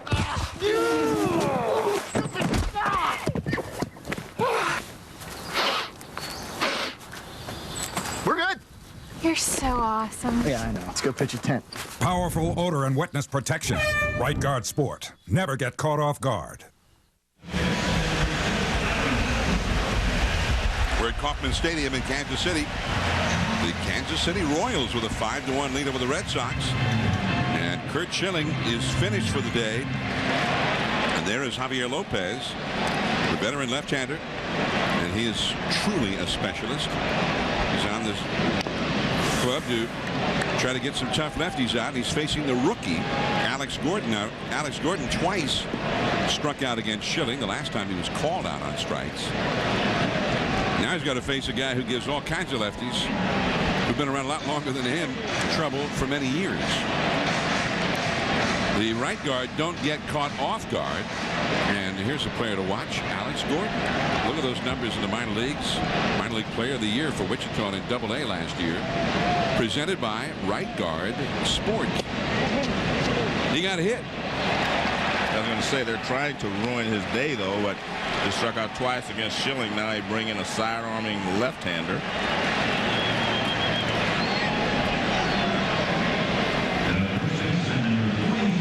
So Gordon reaches base for the first time. And here is Ryan Sheely coming up now, a right-handed hitter. Sheely drew a bases-loaded walk with 2 down in the first inning to tie the ball game. Right there you saw that Schilling was not quite right. that one. He slings in there for a called strike. Yeah, he didn't have the explosive fastball up in the strike zone. His splitter was okay, but because he didn't have the velocity, it wasn't as sharp as he would like. It was more like a change than it was a good splitter. And he really did not have a good curveball at all. No, he couldn't use his curve. That was left in the bullpen. And his control just wasn't up to Curt Schilling type standards. I mean, it was just one of those days where not only could he not throw strikes, he couldn't throw quality strikes. He couldn't even get it over the plate when he tried to just throw it in the strike zone. 1 ball, 2 strikes out of Ryan Shealy. Ross Glode is on deck.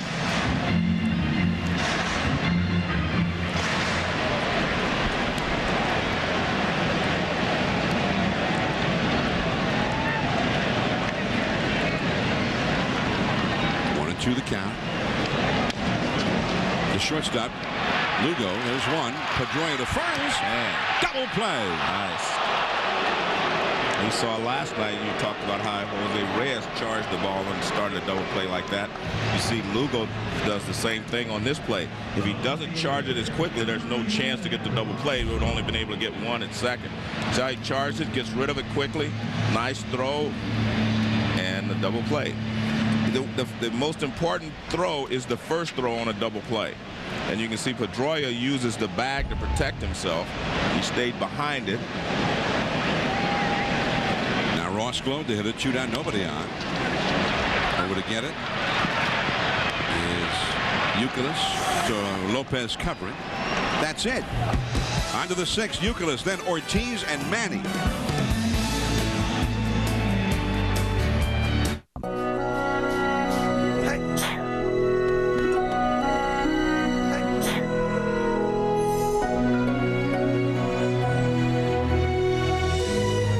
Soup, $4. Cold medicine, $11. Blanket, $24. Making it all better. Priceless. With PayPass on your MasterCard, just tap and go.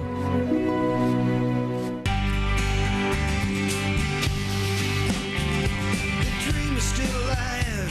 Someday it will come true. And this country, it belongs to folks like me and you. So let the voice of freedom sing out through this land. This is our country. The 2007 Motor Trend Truck of the Year. The all-new Chevy Silverado. ESPN Opening Day, built by the Home Depot. Brought to you by Chevy and American Revolution. MasterCard, there's some things money can't buy. For everything else, there's MasterCard. And eHarmony.com. Are you ready to fall in love? Well, Alex Gordon had all kinds of trouble on that one. Now heading for second is Youkilis, and he is thrown out. Down by 4 runs with Ortiz and Manny Ramirez and J.D. Drew. 3 of the most fearsome sluggers around coming up. Youkilis tried to take the extra base, and it wasn't all that close. Well, the problem is, like you say, you're 4 runs down, but he thought it was going to bounce away a little farther. Started out as a nice play by Gordon, but then the throw not even close at first base. Well, he said that Marty Aronoff said they're scoring at a base hit. I had already put E5-3-6 down. Now here's David Ortiz taking ball 1. Ortiz doubled home a run and grounded out. Knocked in Boston's only run. 137 RBIs for him last year. Look at that changeup from Gil Mesh. Again, it's difficult in the shadows to pick up the speed of that ball. 1 ball, 1 strike. David Ortiz, one of the greatest sluggers in the game today, set the Red Sox all-time home run record last year. Curveball, strike 2. Mesh is just torn with the Red Sox right now. He's got great off-speed stuff, and he's using it perfectly with the shadows being in his favor right now. And then every once in a while he turns a high fastball over on him. Now the curve that hit Ortiz in the left foot. So Youkilis actually got credit for a base hit, Joe. Is that right? That's what Marty said. They have not put an error on the scoreboard. I guess we have to go with Marty on this one time. We'll go with Marty. Well, I just looked down and he had bobbled it, and then he threw it wide, so he gets an assist, Marty says also. Here's the play. Well, he made it nice to knock it down. But look at that throw. He would have been out by 10 feet had he put it on the bag. And anyway, they got the runner, so he gets an assist. He gets an assist? Yeah. Oh, now they've taken it away, Marty says. How can he get an assist? Because it started. Hey, John, it started with him. It went 5 to 3 to 6. The official score is already in the Alex Gordon fan club here.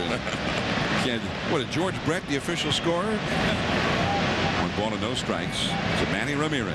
Ortiz at first. What a great partnership this has been for Boston fans.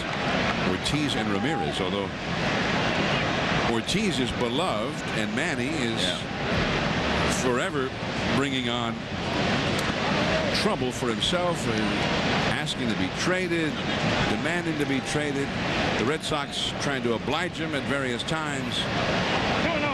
And in both cases, they're both lucky that they haven't traded. Because it is a beautiful partnership. Thank you. David Ortiz in the middle of that lineup without Manny might walk 250 times. Why would you pitch to him? 2-0 the count. There at shortstop, Pena, the second one, grunts it on it. A double play. And the inning is over. Manny is 0 for 3. 5-1, Kansas City.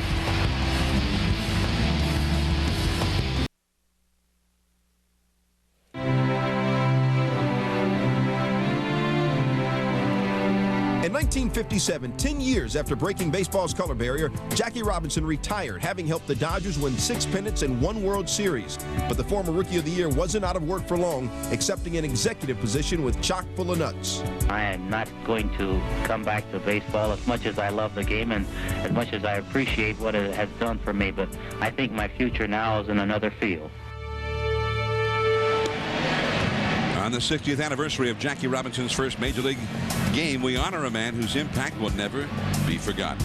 Celebrate the historic occasion at ballparks all across the country on April 15th, a Sunday, and watch the national ceremony live from Dodger Stadium right here on ESPN at 8 Eastern, 7 Central, and 5 Pacific. Joe Morgan and I, along with Peter Gammons, will be at Dodger Stadium that night. Jackie Robinson night, the actual 60th anniversary of his first Major League game. The day he broke the color line in baseball. African Americans had been excluded from the game until that moment. You know what I find interesting? I'm looking at the number on the scoreboard out there. They've got his signature underneath. I don't think I've seen that anyplace else. Up beyond the fountain beyond left where he's center field, where they commemorate his retired number. That is his signature, but I've never seen that done in any other stadium. New pitcher for the Red Sox, Hideki Okajima from Kyoto, Japan. And his first pitch is driven deep, way back there. That ball is a home run for John Buck. Hideki Okajima's first Major League pitch is a long home run for Buck to the right of straightaway, way over the 410 marker. 6-1 Kansas City. Well, I don't think he'll ever forget that pitch. Okajima, I mean, the first pitch you throw, they don't even take it to get a look at you.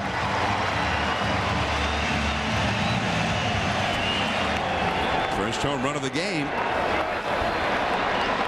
Now, in this ballpark, that is a spectacular home run. That's a tape measure shot. Not many right-handed hitters over the years have hit it to the right of straightaway center and gotten it out by that much. 426 feet, the official estimate. And there's a called strike to Tony Pena Jr. Tony Pena Jr. is having quite a day. His first day for the Royals. He's making that trade look great. Being acquired from Atlanta. during the spring. He hit a triple and scored the go-ahead run in the second. Then he walked as part of a 3-run rally in the fourth. Here's the home run by John Buck. Wasn't a bad pitch. About knee high and away, and he sent it far away.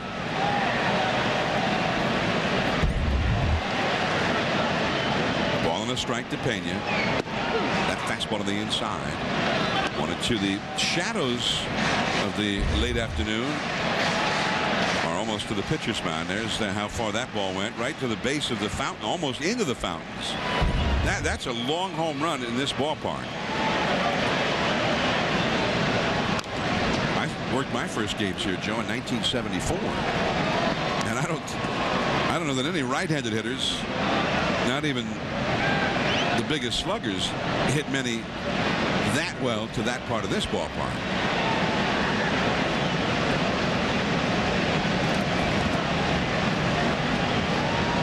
Okajima, former Tokyo Giant, last year was with the Hokkaido Nippon Ham Fighters. He's had a long career in Japan. He's 31 years old, and he has almost always been a relief pitcher. The high fastball puts him away. First time that Pena has been retired. Now, Bo Jackson used to play here for the Royals back in the 80s, and he may have hit one out there like that. He was well capable. Bo hit one that in 1986 that they estimated to travel 475 feet, and to this day that is the longest home run by the estimated distance ever hit at what used to be called Royal Stadium, now Kauffman Stadium. Leadoff man David DeJesus, 0 for 3, takes ball 1. Hideki Okajima to be a left-handed pitcher for the Red Sox out of the bullpen to face tough left-handed hitters. And that curveball is in there for a strike. 1 ball, 1 strike. Okajima, Joe, he might well have looked at that home run hit by John Buck and said, Shinjiranai. That ball hit high in the air to center field. This one will stay in the yard. Coco Crisp in deep center. That one would have been in the bleachers at Fenway Park. Definitely. John, I want to take a moment here. The Kansas City Royals baseball team they have designated a Buck O'Neil legacy seat. It's the only red seat in the stadium among all these blue seats. There it is right there.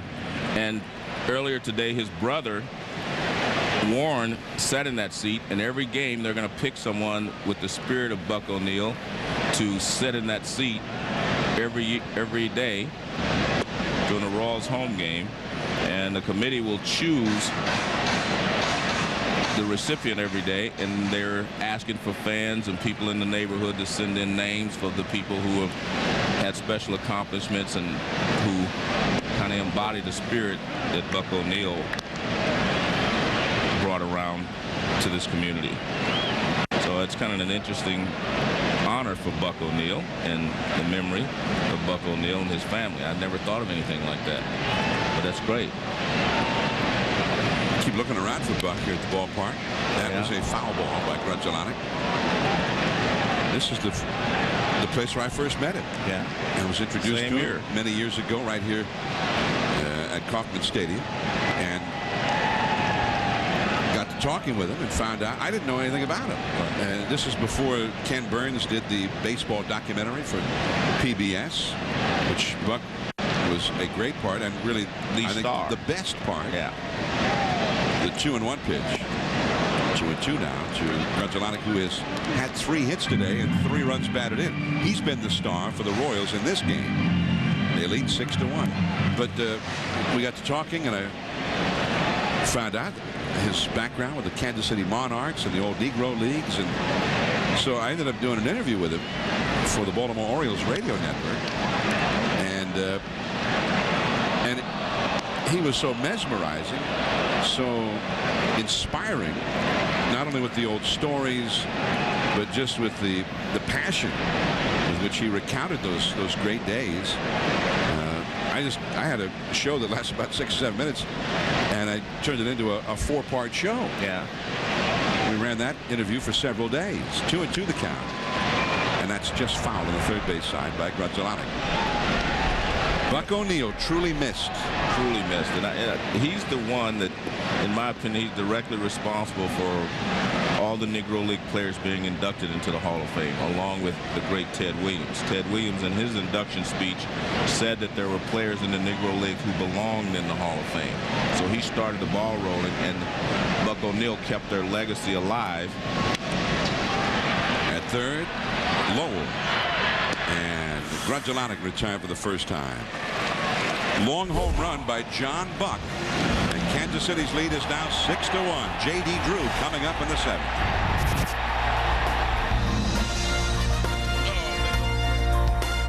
Hi.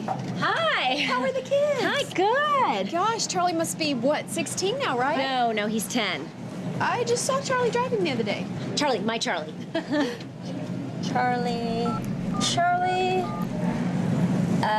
Charlie's 16. Yeah. Who knew?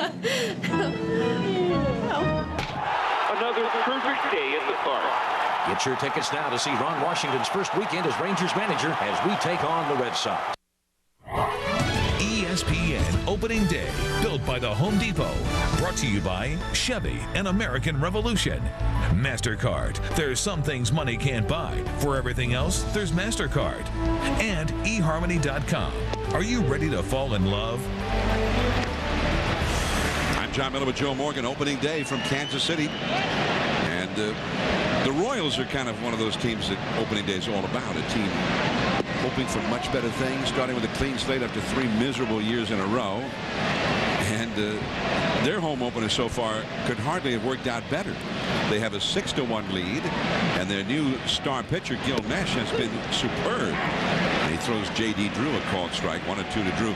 He has not, however, retired the new Red Sox right fielder, J.D. Drew, who has walked and singled against him. There's Gil Mesh, curveball, and that's a check swing, an appeal made to the third base umpire Wolf and denied. 2 balls, 2 strikes. So the Royals fans, everybody who follows the team wants to believe that things are going to be better when the year begins. And then the Royals have gone out here on opening day and given them reason to think, well, maybe things will be a lot better.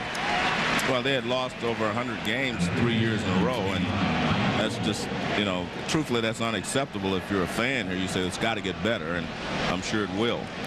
By the way, the voice of the Kansas City Royals, Denny Matthews, broadcasting here today. He has been a Royals broadcaster since the very first game in the history of the franchise. And that goes back to 1969 when they came in as an expansion team. And this year he won the Ford C. Frick Award and will go into the Hall of Fame in Cooperstown in the induction ceremonies in the area where the baseball broadcasters and baseball writers are commemorated for meritorious service to the game.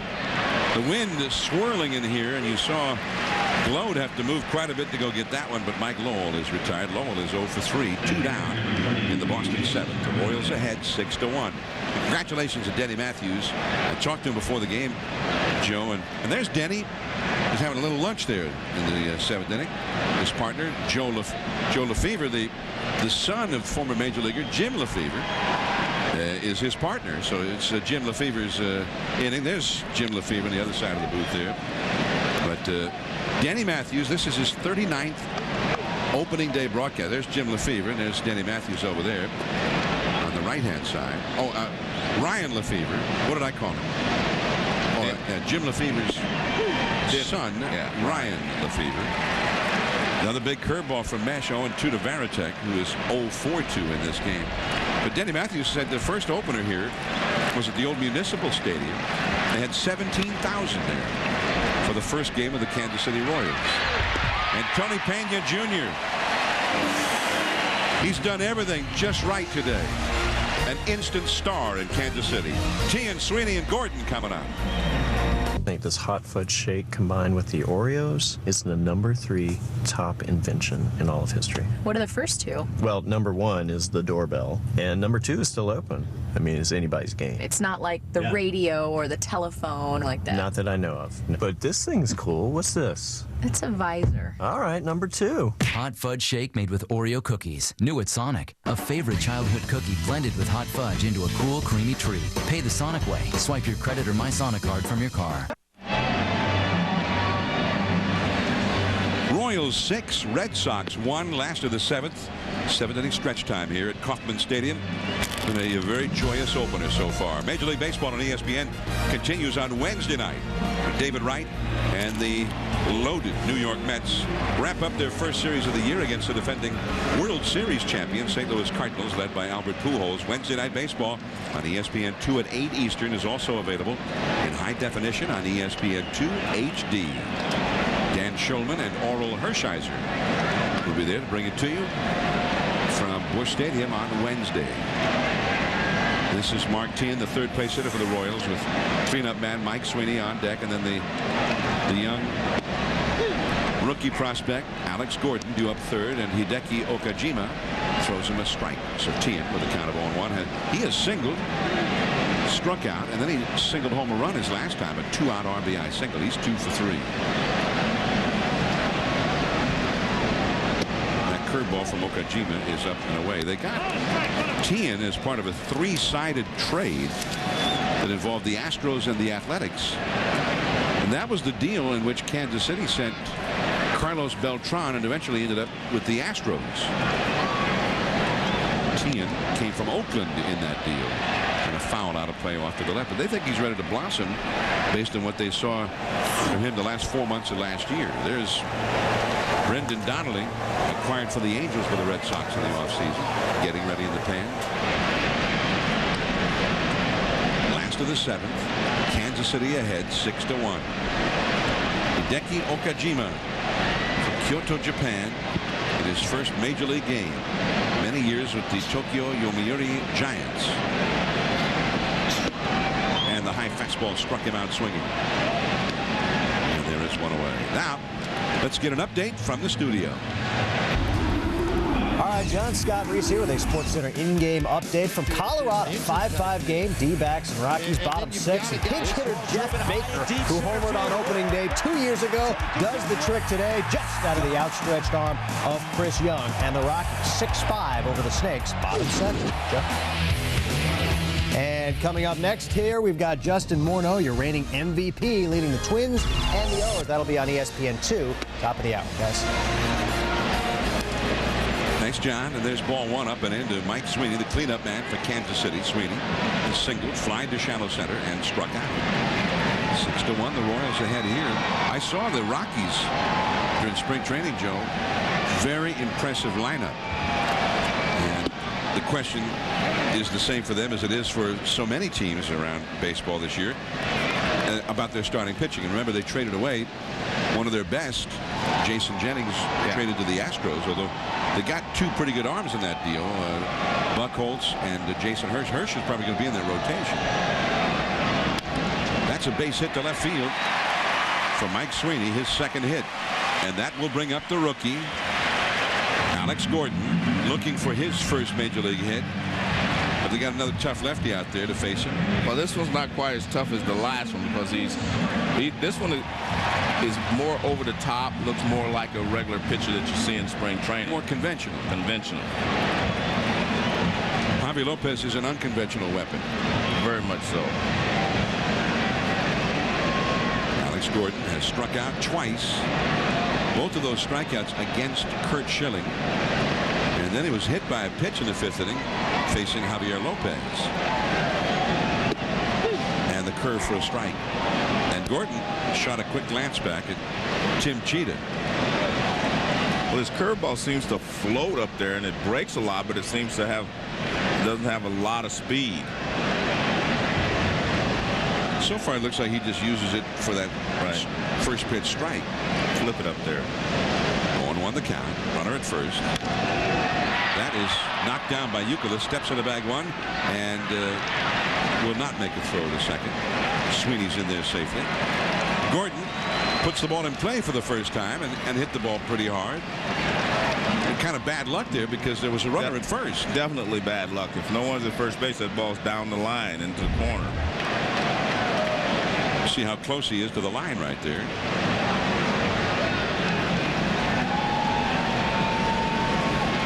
And that's going to be it for Okajima. Sweeney made it into second. Okajima is taken out of the game, and Brendan Donnelly is going to be brought in now with the right-handed hitting Sheely coming up. A runner at second, 2 down in the 7th. The Royals leading the Red Sox 6-1, and we'll be right back.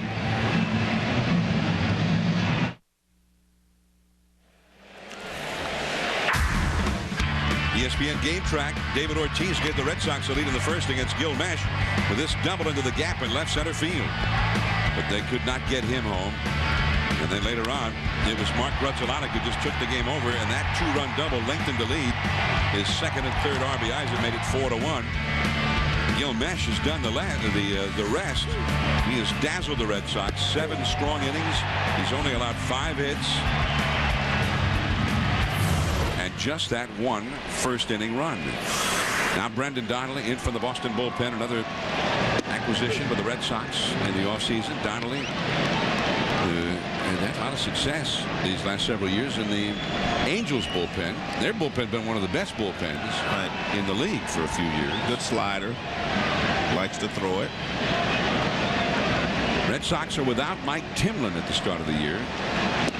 Could be a 7th or 8th inning guy, maybe a setup man in front of Papelbon, but he has an injury, and so it's going to be a little while before he gets back. Donnelly could end up in that role. I'm sure Francona will mix and match until Timlin gets back.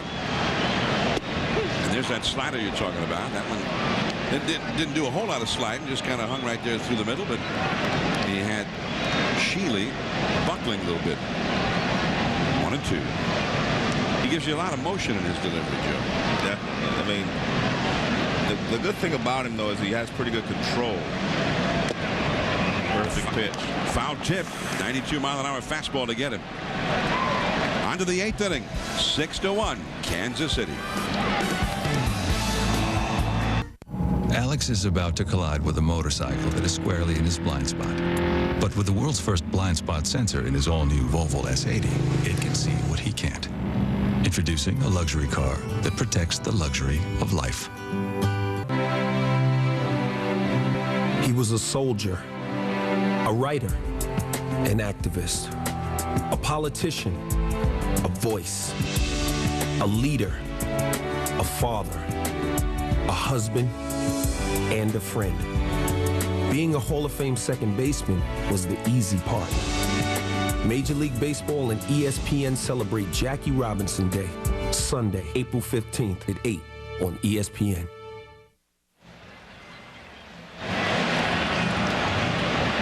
The Boston Red Sox coming up in the 8th inning, down 6-1.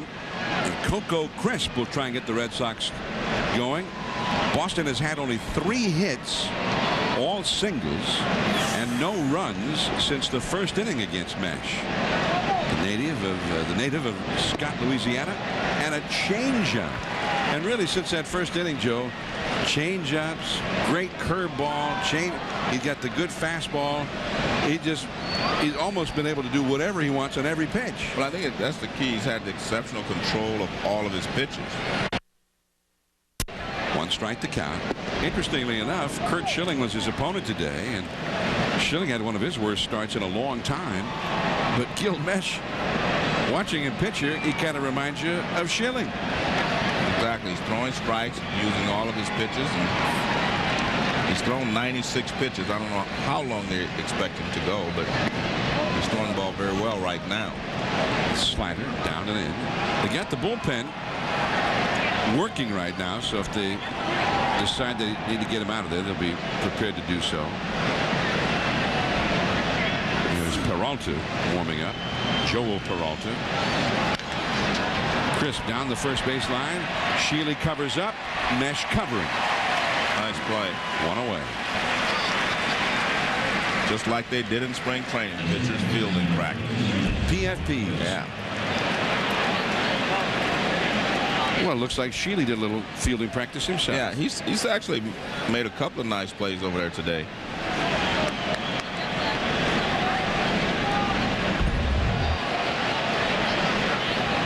Sheely, one of the young Royals, given a chance here, and then there's a ball down and away to the 9th place hitter, Dustin Pedroia. Pedroia, the new second baseman for Boston this year, up out of the farm system. He singled down the left field line his first at bat with 2 down, and he tried to stretch it into a double and get thrown out. And really nothing good has happened with the Red Sox ever since. The score was 1-1 at that time. It's been all Royals ever since. Although, as you pointed out at the time, Joe, not necessarily a bad play by Pedroia. With 2 down, his job is to try and get into scoring position. Yeah, just a very good play by Gload in left field. Ross Gload threw him out, and I'm sure when they went over the scouting reports on the Royals, the scouting report said run on Ross Gload. As an outfielder, he's been primarily a first baseman. He's played the outfield, but not noted for his outfield arm. Pedroia into center field, and that is not caught. It's trapped. That's a base hit for Pedroia. De Jesus made the dive. He was fooled for a moment on that one and was not able to catch it. Second hit for Pedroia.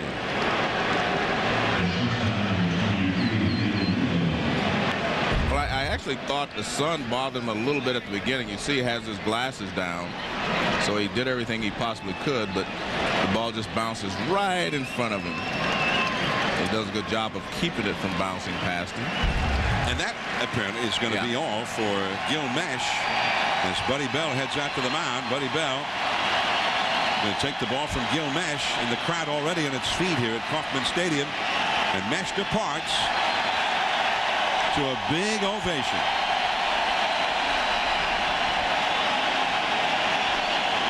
The former Mariner, Gil Mesh, is the toast of Kansas City.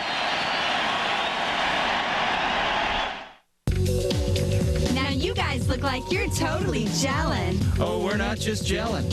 We're gelling. If you understand what we're telling. Gelling.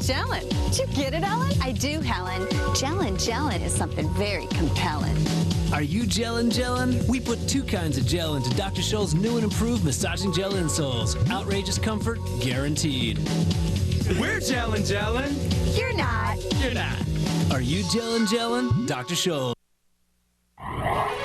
ESPN Opening Day is built by the Home Depot. You can do it, we can help. And in part by Volvo. Experience the full line of 2007 Volvos. Who would you give a Volvo to? Volvo for life. And Liberty Mutual. Responsibility. What's your policy? Gil Mesh had a dream first game here in Kansas City with his new ball club. He was everything the Royals could have hoped for and more, at least on this day. Here is Julio Lugo with a runner at first, 1 out. Joel Peralta is the new pitcher.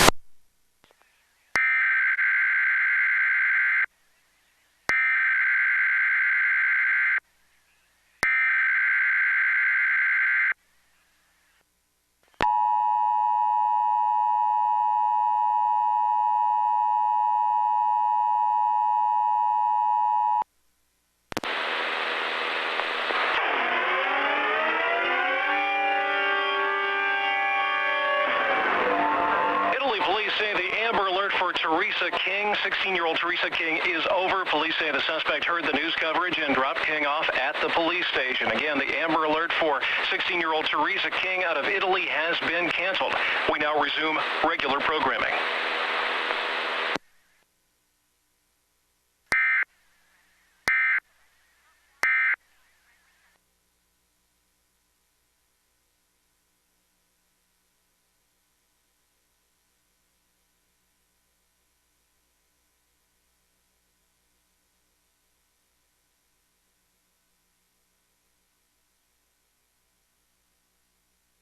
To have excellent starting pitching, and had a lefty, Larry Gura, Bud Black, Bud Black pitcher. Bud Black, yeah. And Steve Busby was an outstanding pitcher. He was around the time this ballpark debuted in 1973.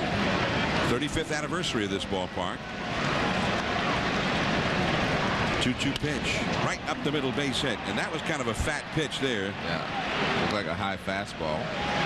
Over to second is Pedroia. Now, you know, if Youkilis gets aboard, you got Red Sox could have visions of a comeback with Ortiz, Ramirez, and Drew after Youkilis. They need base runners with those big guys. There's Big Papi on deck. So don't go anywhere just yet. And also keep in mind, the Royals blew 31 saves last year. And their closer this year, Octavio Dotel, is coming back from arm surgery. Had an excellent spring. He's going to be the closer, but he's not available today. He's got a little muscle pull in his left abdominal area. There's a curveball that spins in there for a strike. So David Risky, formerly with the Cleveland Indians, is up in the bullpen. He's going to be the closer today, and he's up already here in the 8th inning. This has been a dream day for the Royals, and Buddy Bell knows that they can't let it get away from them now. 2 men on, 1 man out. And it's a ball outside. 1 ball, 1 strike. But talking about the day of Gil Mesh, they used to have a lot of outstanding opening day appearances here, but it's been a long time since they had one as good as Gil Mesh. Nobody has gone as long as he went today since Brett Saberhagen went 19 years ago. So that just gives you an idea also how lean times have been in Kansas City. That curve, did he swing? Yes. First base umpire Jim Joyce said yes. It's 1-2 to Youkilis. And you're talking about Buddy Bell. I mean, the manager's job in this situation is to manage against the worst thing that can happen and keep that from happening, because you already have the lead. You just have to keep the worst thing that could possibly happen is load the base and somebody hit the ball out of the ballpark. So you have to manage against that happening. 1-2 to Youkilis, who's had 2 singles today. 2 men on, 1 man out in the 8th inning. By the way, a left-hander has also gotten up along with the right-hander Risky. There's the left-handed hitting David Ortiz on deck. 1 ball, 2 strikes. And he changed up on the outside a little bit low.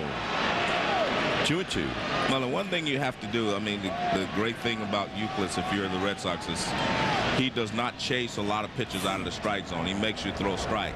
And when you get a guy like 2-2 there, right here, you have to throw a strike and make it happen here. You don't want to go to 3-2 and risk walking him and bringing Papi up. Well, now he's 1 pitch away from walking him. 3-2. Joel Peralta, a longtime minor leaguer. He doesn't have much big league experience, but he's 31 years old. And Buddy Bell got that worried look of a veteran manager. He should be worried a little bit now, because if he does walk him and get Manny up there, Big Papi up there, things could get out of hand. Change everything. 3-2. 2 men on. He struck him out. Beautiful pitch. Right on the outside corner, fastball away.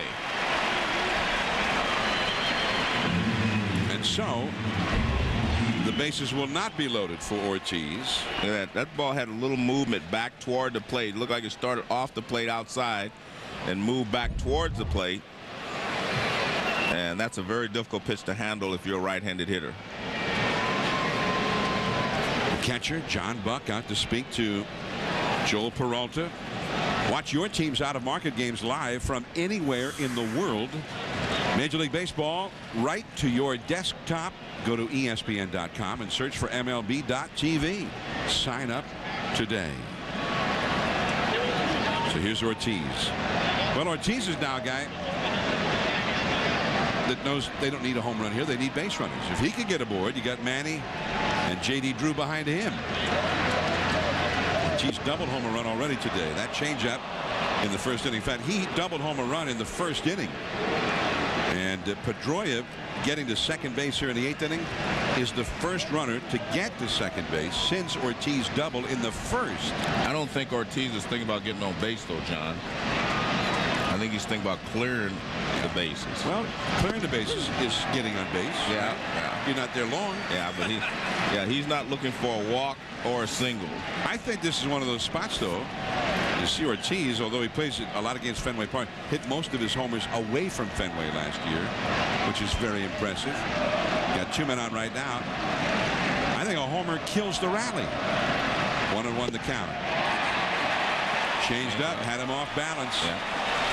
But as I've mentioned before, Big Papi seems to, he's a free swinger till he gets 2 strikes, and then he kind of goes into his emergency mode, as he did in the first inning, and took the fastball the other way. The crowd on its feet, and they have been many times today. A ball and 2 strikes, 2 down, 2 on. Change up, just got a piece of that one. Well, that was a great pitch, but that's good hitting to be able just to get a piece of that ball. That was a very fine changeup. To watch the ball, just the bottom falls out of that ball, and you see the catcher thought, he said, that's the one I wanted, and how did he make contact? You can't throw a better pitch than that with 2 strikes if you're the pitcher, if you're Peralta. Pedroia at second, Lugo at first. Manny Ramirez lurking on deck. The Red Sox would love to get Manny up there here. Now Ortiz puts Peralta, the pitcher, into the deep freeze for a few extra moments as he retrieves a hot dog wrapper that was apparently of some distraction to him. 6-1, Kansas City well ahead here in the 8th, but the Red Sox trying to set the stage here to make a comeback. 2 on, 2 out. 1 ball, 2 strikes. Fastball off the outside. I mean, very rarely do you see Big Papi go out of the strike zone after he gets 2 strikes. Now, he'll strike out every once in a while on the high fastball, but he will rarely go out of the strike zone. The wind is blowing hard out toward left field.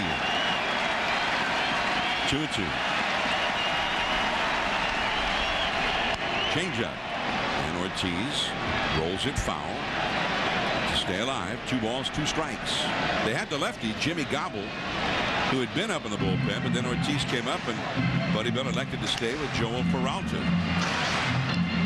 Risky is up out there now. This has been quite a battle, and John Buck goes out to speak to Peralta about this next pitch. There is Gobble on the left, or rather the left-hander, number 41, and David Risky, number 54, the right-hander. Well, the conversation out there had to be, do you feel confident enough to let the fastball go upstairs? Now, I mean, you have to have a lot of confidence to be able to do that. Let's see what he does. He struck him out. Beautiful pitch.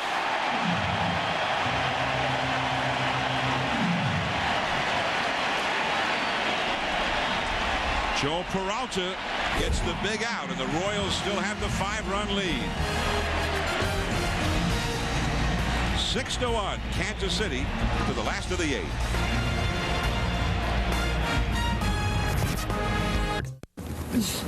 Come on, pal. Fight the pitch. Fight the pitch. Wow, your skin feels soft. What? No, it's nice. There's no shame in soft skin. Old Spice Body Wash. This copyrighted telecast is presented by authority of the Office of the Commissioner of Baseball and may not be reproduced or retransmitted in any form, and the accounts and descriptions of this game may not be disseminated without express written consent. ESPN's opening day baseball coverage presented by the Home Depot. I'm John Miller along with Joe Morgan from beautiful Kauffman Stadium in Kansas City. And the Royals with a 6-1 lead over the Boston Red Sox.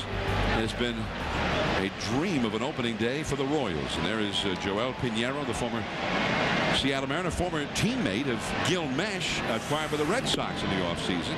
And his fastball is off the outside. He'd always been a starter in Seattle, but the Red Sox had the idea that they thought he could be very effective 1-2 innings at a time as a reliever. So they picked him up and are trying to affect that conversion. And that's a pretty good changeup. 1 ball, 1 strike to Ross Glode. Glode today is 0 for 3.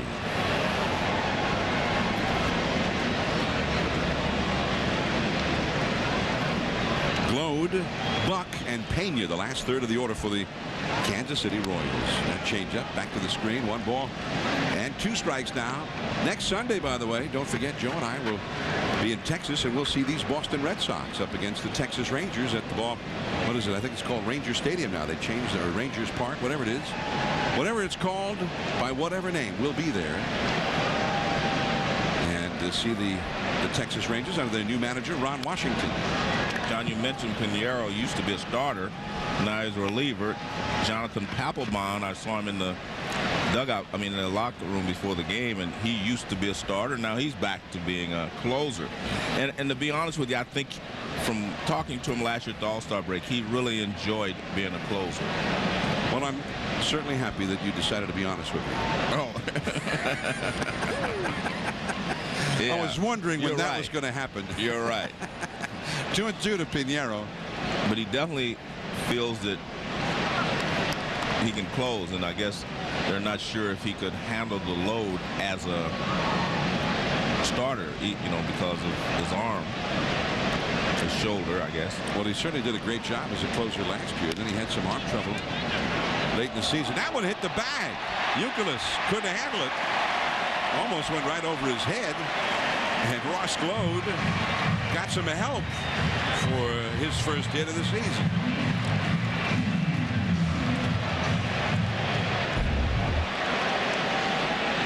Well, he hits right down on home plate, and it hits the bag at first base. It bounces high in the air, and Youkilis could only jump up and keep it on the infield.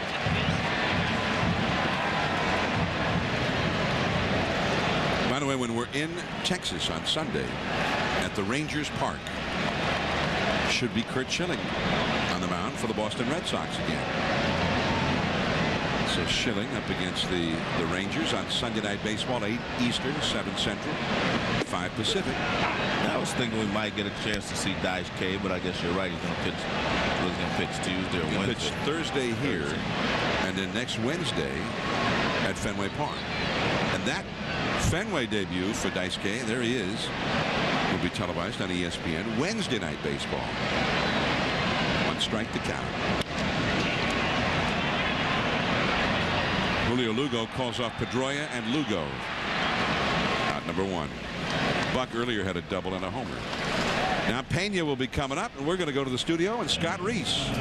All right, John, no surprise, a lot of offense at Coors Field. It is 6-5 Rockies in the 8th, but the bases are loaded, and part-time ESPN analyst Eric Burns, 2-run single, and all of a sudden the D-backs are up a run. They tack on 1 more off LaTroy Hawkins and lead it now 8-6 in the 8th inning. Meanwhile, Miguel Tejada ready to lead the Oriole attack against the Twins. More opening day baseball, 7 Eastern on ESPN2. John? At the Metrodome against the Twins, against Johan Santana. It'll be fun to watch Miguel Tejada go up against Santana. Santana, if you're ever going to get to Santana, history says that it's this time of year that you should do it, because once it hits July, August, September, you just can't get to him anymore. You seem to be a little bit more vulnerable early in the season. It seems that once he reaches the All-Star break, he says, oh, I can see the finish line, and he just takes it home. Says, I've lost 5 games already. Yeah, no more. I'm going to put an end to that foolishness. And literally, the last 3 years or so, what's he lost? 1 or 2 games in the second half in those 3 years combined. 1 ball and 1 strike to Tony Pena Jr. What an opener for him with his new club. That is just foul. Lowell made a nice play on it, but it was a foul ball. Pena hit a triple in his first at bat for his new team, and consider 10 days ago he was an Atlanta Brave and probably on his way to being a Richmond Brave in AAA.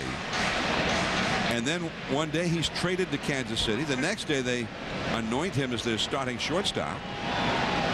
It's been kind of a whirlwind for Tony Pena Jr. And here he is in opening day, and in his first at bat as a Royal against Curt Schilling, no less, he hit a triple and scored the go-ahead run. And he walked in the 4th inning, and he'd been sensational in the field too, Joe. Very impressive all the way around for him. That was a hanging slider, and he knew what to do with it. That ball is way back there and off the wall. Manny with a nice play on the carom, but Pena heading for third, and he is safe. Another triple for Tony Pena. Lowell did not think so. Globe comes in to score 7-1. Francona out to pick up the argument for Lowell. The plate umpire, Cheetah, on the umpire rotation, rotated over to third, and it was his call. Well, he hammered this ball in the left center field. Like you said, a lot of ballparks it's a home run, but this is a big ballpark. And as you said, a little hanger, and he hammers it in the gap. That comes off the wall. Manny makes a nice play just to cut it down, then he flips it back in.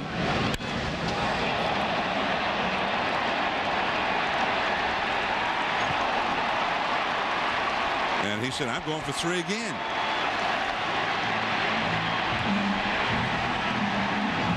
Hard to say from that angle. Let's take another look here. He's safe.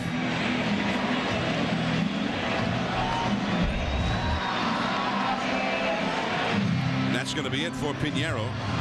Terry Francona brings the hook with him. Pitching change for Boston. It is 7-1 Kansas City in the 8th. With football season over, the Pittsburgh Steelers have some time to relax. Kick back, take a breather. All that unwinding sure makes them hungry. Hungry enough for Campbell's Chunky. Hearty meals packed with big chunks of beef, chicken, or sausage. Savory soups and chili to feed an NFL-sized hunger. The kind you get from just lying around. Campbell's Chunky. Meals that fill you up right. Home of the Royals, Kauffman Stadium. Opening day continues tonight on ESPN2 at 7 Eastern, 6 Central. Miguel Tejada and the Orioles face Johan Santana and the Twins at the Metrodome. At 10 Eastern, 7 Pacific, Michael Young and the Texas Rangers, Ron Washington's ball club, take on Vladimir Guerrero and the Los Angeles Angels of Anaheim. Opening day built by the Home Depot on ESPN2 tonight. Both games also available in high definition on ESPN2 HD. One of my favorite channels, Joe. ESPN. If it's not HD, I have a hard time watching it now. Well, especially sports. And movies. I'm into the movies on high def. And I'm into the travel logs, like when they go to, say, India, someplace like that. Especially if there's a camel or a moose or something like that. I'm hooked. The infield is in. J.C. Romero. First ball swinging. DeJesus right to Euclid at first, and that is the second out. So DeJesus, the Kansas City leadoff man, 0 for 5 today, and yet they put 7 runs on the board. Runner at third, 2 down, and here comes Grudzielanek. He's been the hitting star. He and Tony Pena Jr. Talk about a double play combination, Joe. Usually you talk about a double play combination about all the fine defensive plays they made and their double plays they turned. For the Royals today, Grudzielanek is 3 for 4, 3 batted in. Pena is 2 for 3, 1 batted in, 2 triples. The 2 of them have scored 4 runs. Going outside for ball 1. There is Pena after his second triple. DeJesus had a game with 2 triples last year for the Royals. The most recent time it's been done. Tony Pena Sr., Joe, he was a catcher, but he did hit triples. He had 27 triples in his career, including 4 in a season, 2 different times. That's pretty good for a catcher. So the triple is a Pena family trait. 1 ball, 1 strike to Grudzielanek. Although I must say, Junior looks more like a triple than his dad did. Well, you know what, Tony Pena his dad looked like a double. He looked like a double. But when he was younger, oh yeah, he moved pretty well. That's of course a long time ago. Tony Pena caught for so many years. It's hard to remember that he was also before that a young guy. 2-1 the count to Grudzielanek. Mark Teahan on deck. And that style of putting his leg out there and getting as low as possible. Nobody was like that. Zelonic changed up that time, did Romero. It's 2-2. Brett Zelonic had 2 of the most important hits of the game, with 2 down and a 1-1 game in the second. He knocked in Pena from third with a clutch single against Schilling. That gave the Royals the lead initially. In the fourth, with the score still only 2-1, and again 2 down, he hit a 2-run double over the head of Drew in right field, and that made it 4-1. The beginning of the end for Schilling. Just missing in the inside. He paralyzed him with that fastball. 3-2. 7-1, Kansas City leading.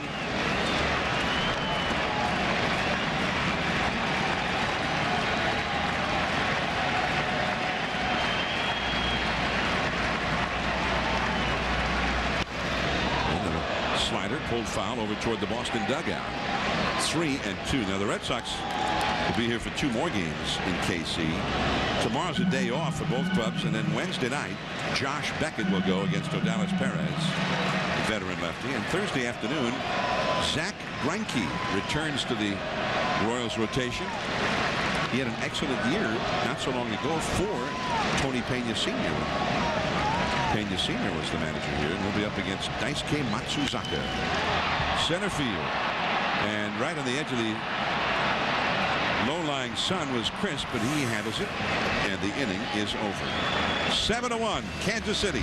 To the 9th inning, Manny Ramirez and J.D. Drew coming up. Why wait? We'll tell you who wins the men's championship game before they tip off. Plus, opening day of the Major League Baseball season. We've got all the highlights. Sports Center after the game on ESPN.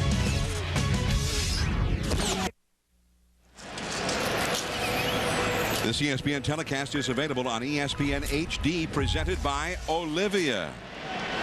High definition television. 9th inning, and the Royals with a 7-1 lead over the Boston Red Sox. One thing about baseball, you can make too much over a result on opening day. The Royals at least will have the day off tomorrow to savor this one before they get back into it again Wednesday night. But there's still another 161 to play. And I always remember one of your fellow Hall of Famers, Joe, early win, 300-game winner in the big leagues. Somebody asked him about opening day games and the significance of an opening day game. 1 strike to count. And he says, well, you know, it's always a big thing to win an opening day, because if you win an opening day, you can't go winless. That's pretty good. Yeah, so that sounds more like Yogi. Yeah. 7-1. Manny Ramirez, who's never been a good opening day hitter. He's great on just about every other day, but not opening day.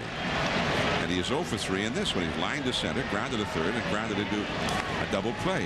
His last 7 openers, Manny, in fact, now in his last 8 opening days, 5 hits and 29 at bats. Only 1 opening day homer in his entire career, and that was 12 years ago when he was with the Cleveland Indians. 1 ball and 2 strikes to Manny.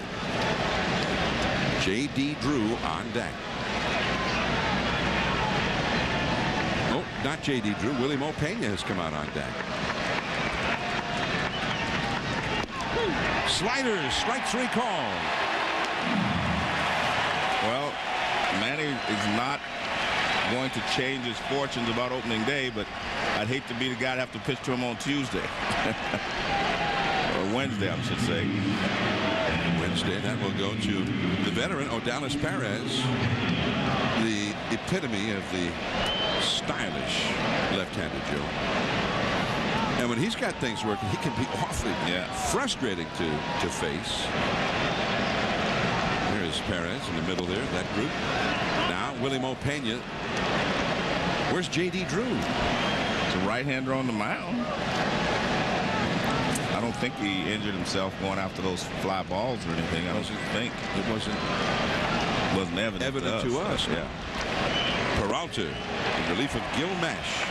1 ball, 1 strike. J.D. Drew He's fine. I think maybe Terry Francona just thought, well, let's get Willie Mopena an at-bat here on opening day. One thing that they did in L.A., Grady Little did with J.D. Drew last year, to try to maximize his usage. That's a called strike on the outside to Pena. 1 ball and 2 strikes. They gave Drew regular days off, and anytime they had a chance to sit him for an inning or two, they did in a game such as this, because they wanted to get him in as many games as possible. And the changeup strikes him out. That is 4 consecutive strikeouts for Peralta. He's got Youkilis, Ortiz, Ramirez, and Drew in succession. And that's all right after Gil Mesh. And Gil Mesh started off after he struggled a little bit in the first inning. I mean, he was in complete control. Had a very sharp curveball, good fastball, slider, changeup. He had everything working in the ball game today. And his teammates appreciated it. 7 innings, 6 hits. But the big thing here, only 1 base on balls. That'll keep you in the game every time when you have good stuff. And Peralta has picked right up for him. And the Red Sox, that's the 10th strikeout, John. Like you mentioned, 4th in a row. 4th in a row by Peralta. Mesh had 6 in his 7 in the 3rd innings. Mike Lowell 0 for 3. And that is a slider in the dirt. The Red Sox have only 7 hits in the game. And only 1 extra base hit by David Ortiz in the very first inning. 41,257, the sellout crowd. And the fans are chanting, "Let's go Royals," standing here in anticipation of the final out of the game. 2-1. The Royals had those 3 consecutive 100-loss seasons the last 3 years. The year before that, though, they were the surprise team under manager Tony Pena Sr. And they stayed in the race most of that year, if you'll recall.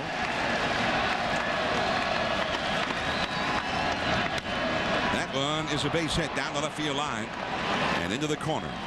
Glode will have to go in, dig it out. It is going to be an easy double for Mike Lowell, and it's not over yet. Lowell's first hit of the year, and the batter will be Jason Varitek. 7-1. The Royals had this one well in hand. Of course, this year, the Royals, things have changed a little bit since that season I'm talking about from 4 years ago, where they did so well, because most people, I think that the general consensus is that the American League Central Division is the toughest division in baseball. And any one of 4 teams are capable of going all the way to the World Series from that division. The White Sox, the Tigers, they went to the World Series last year, the White Sox the year before. Strike 1 to Varitek. There's Buddy Bell. Minnesota had a great year last year.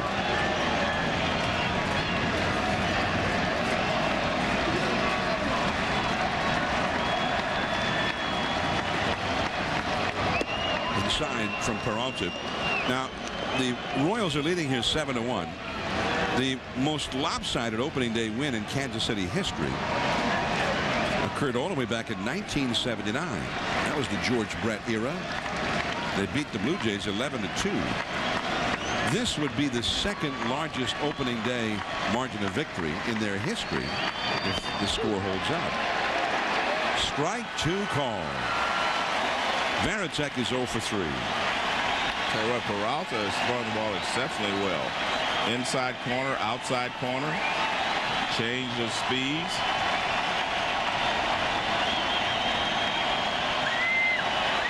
Jason Varitek has not gotten the ball out of the infield today. Runner at second, 2 down. In the right field, battling the sun, Tien, but he's there now. And the Kansas City Royals, at least on this day, opening day 2007, better than the Red Sox. And their new ace, Gil Mesh, was every bit the ace. He got much the better of the veteran Curt Schilling. 7-1 the final, the Royals over the Red Sox. Much more opening day action coming up later tonight on ESPN2, and we hope you'll stay around to sample it. But for here, a joyous day in Kansas City. 7-1 the Royals. SportsCenter up next for Joe Morgan and our entire ESPN crew. This is John Miller. Thanks for tuning in. This has been a presentation of ESPN, the worldwide leader in sports.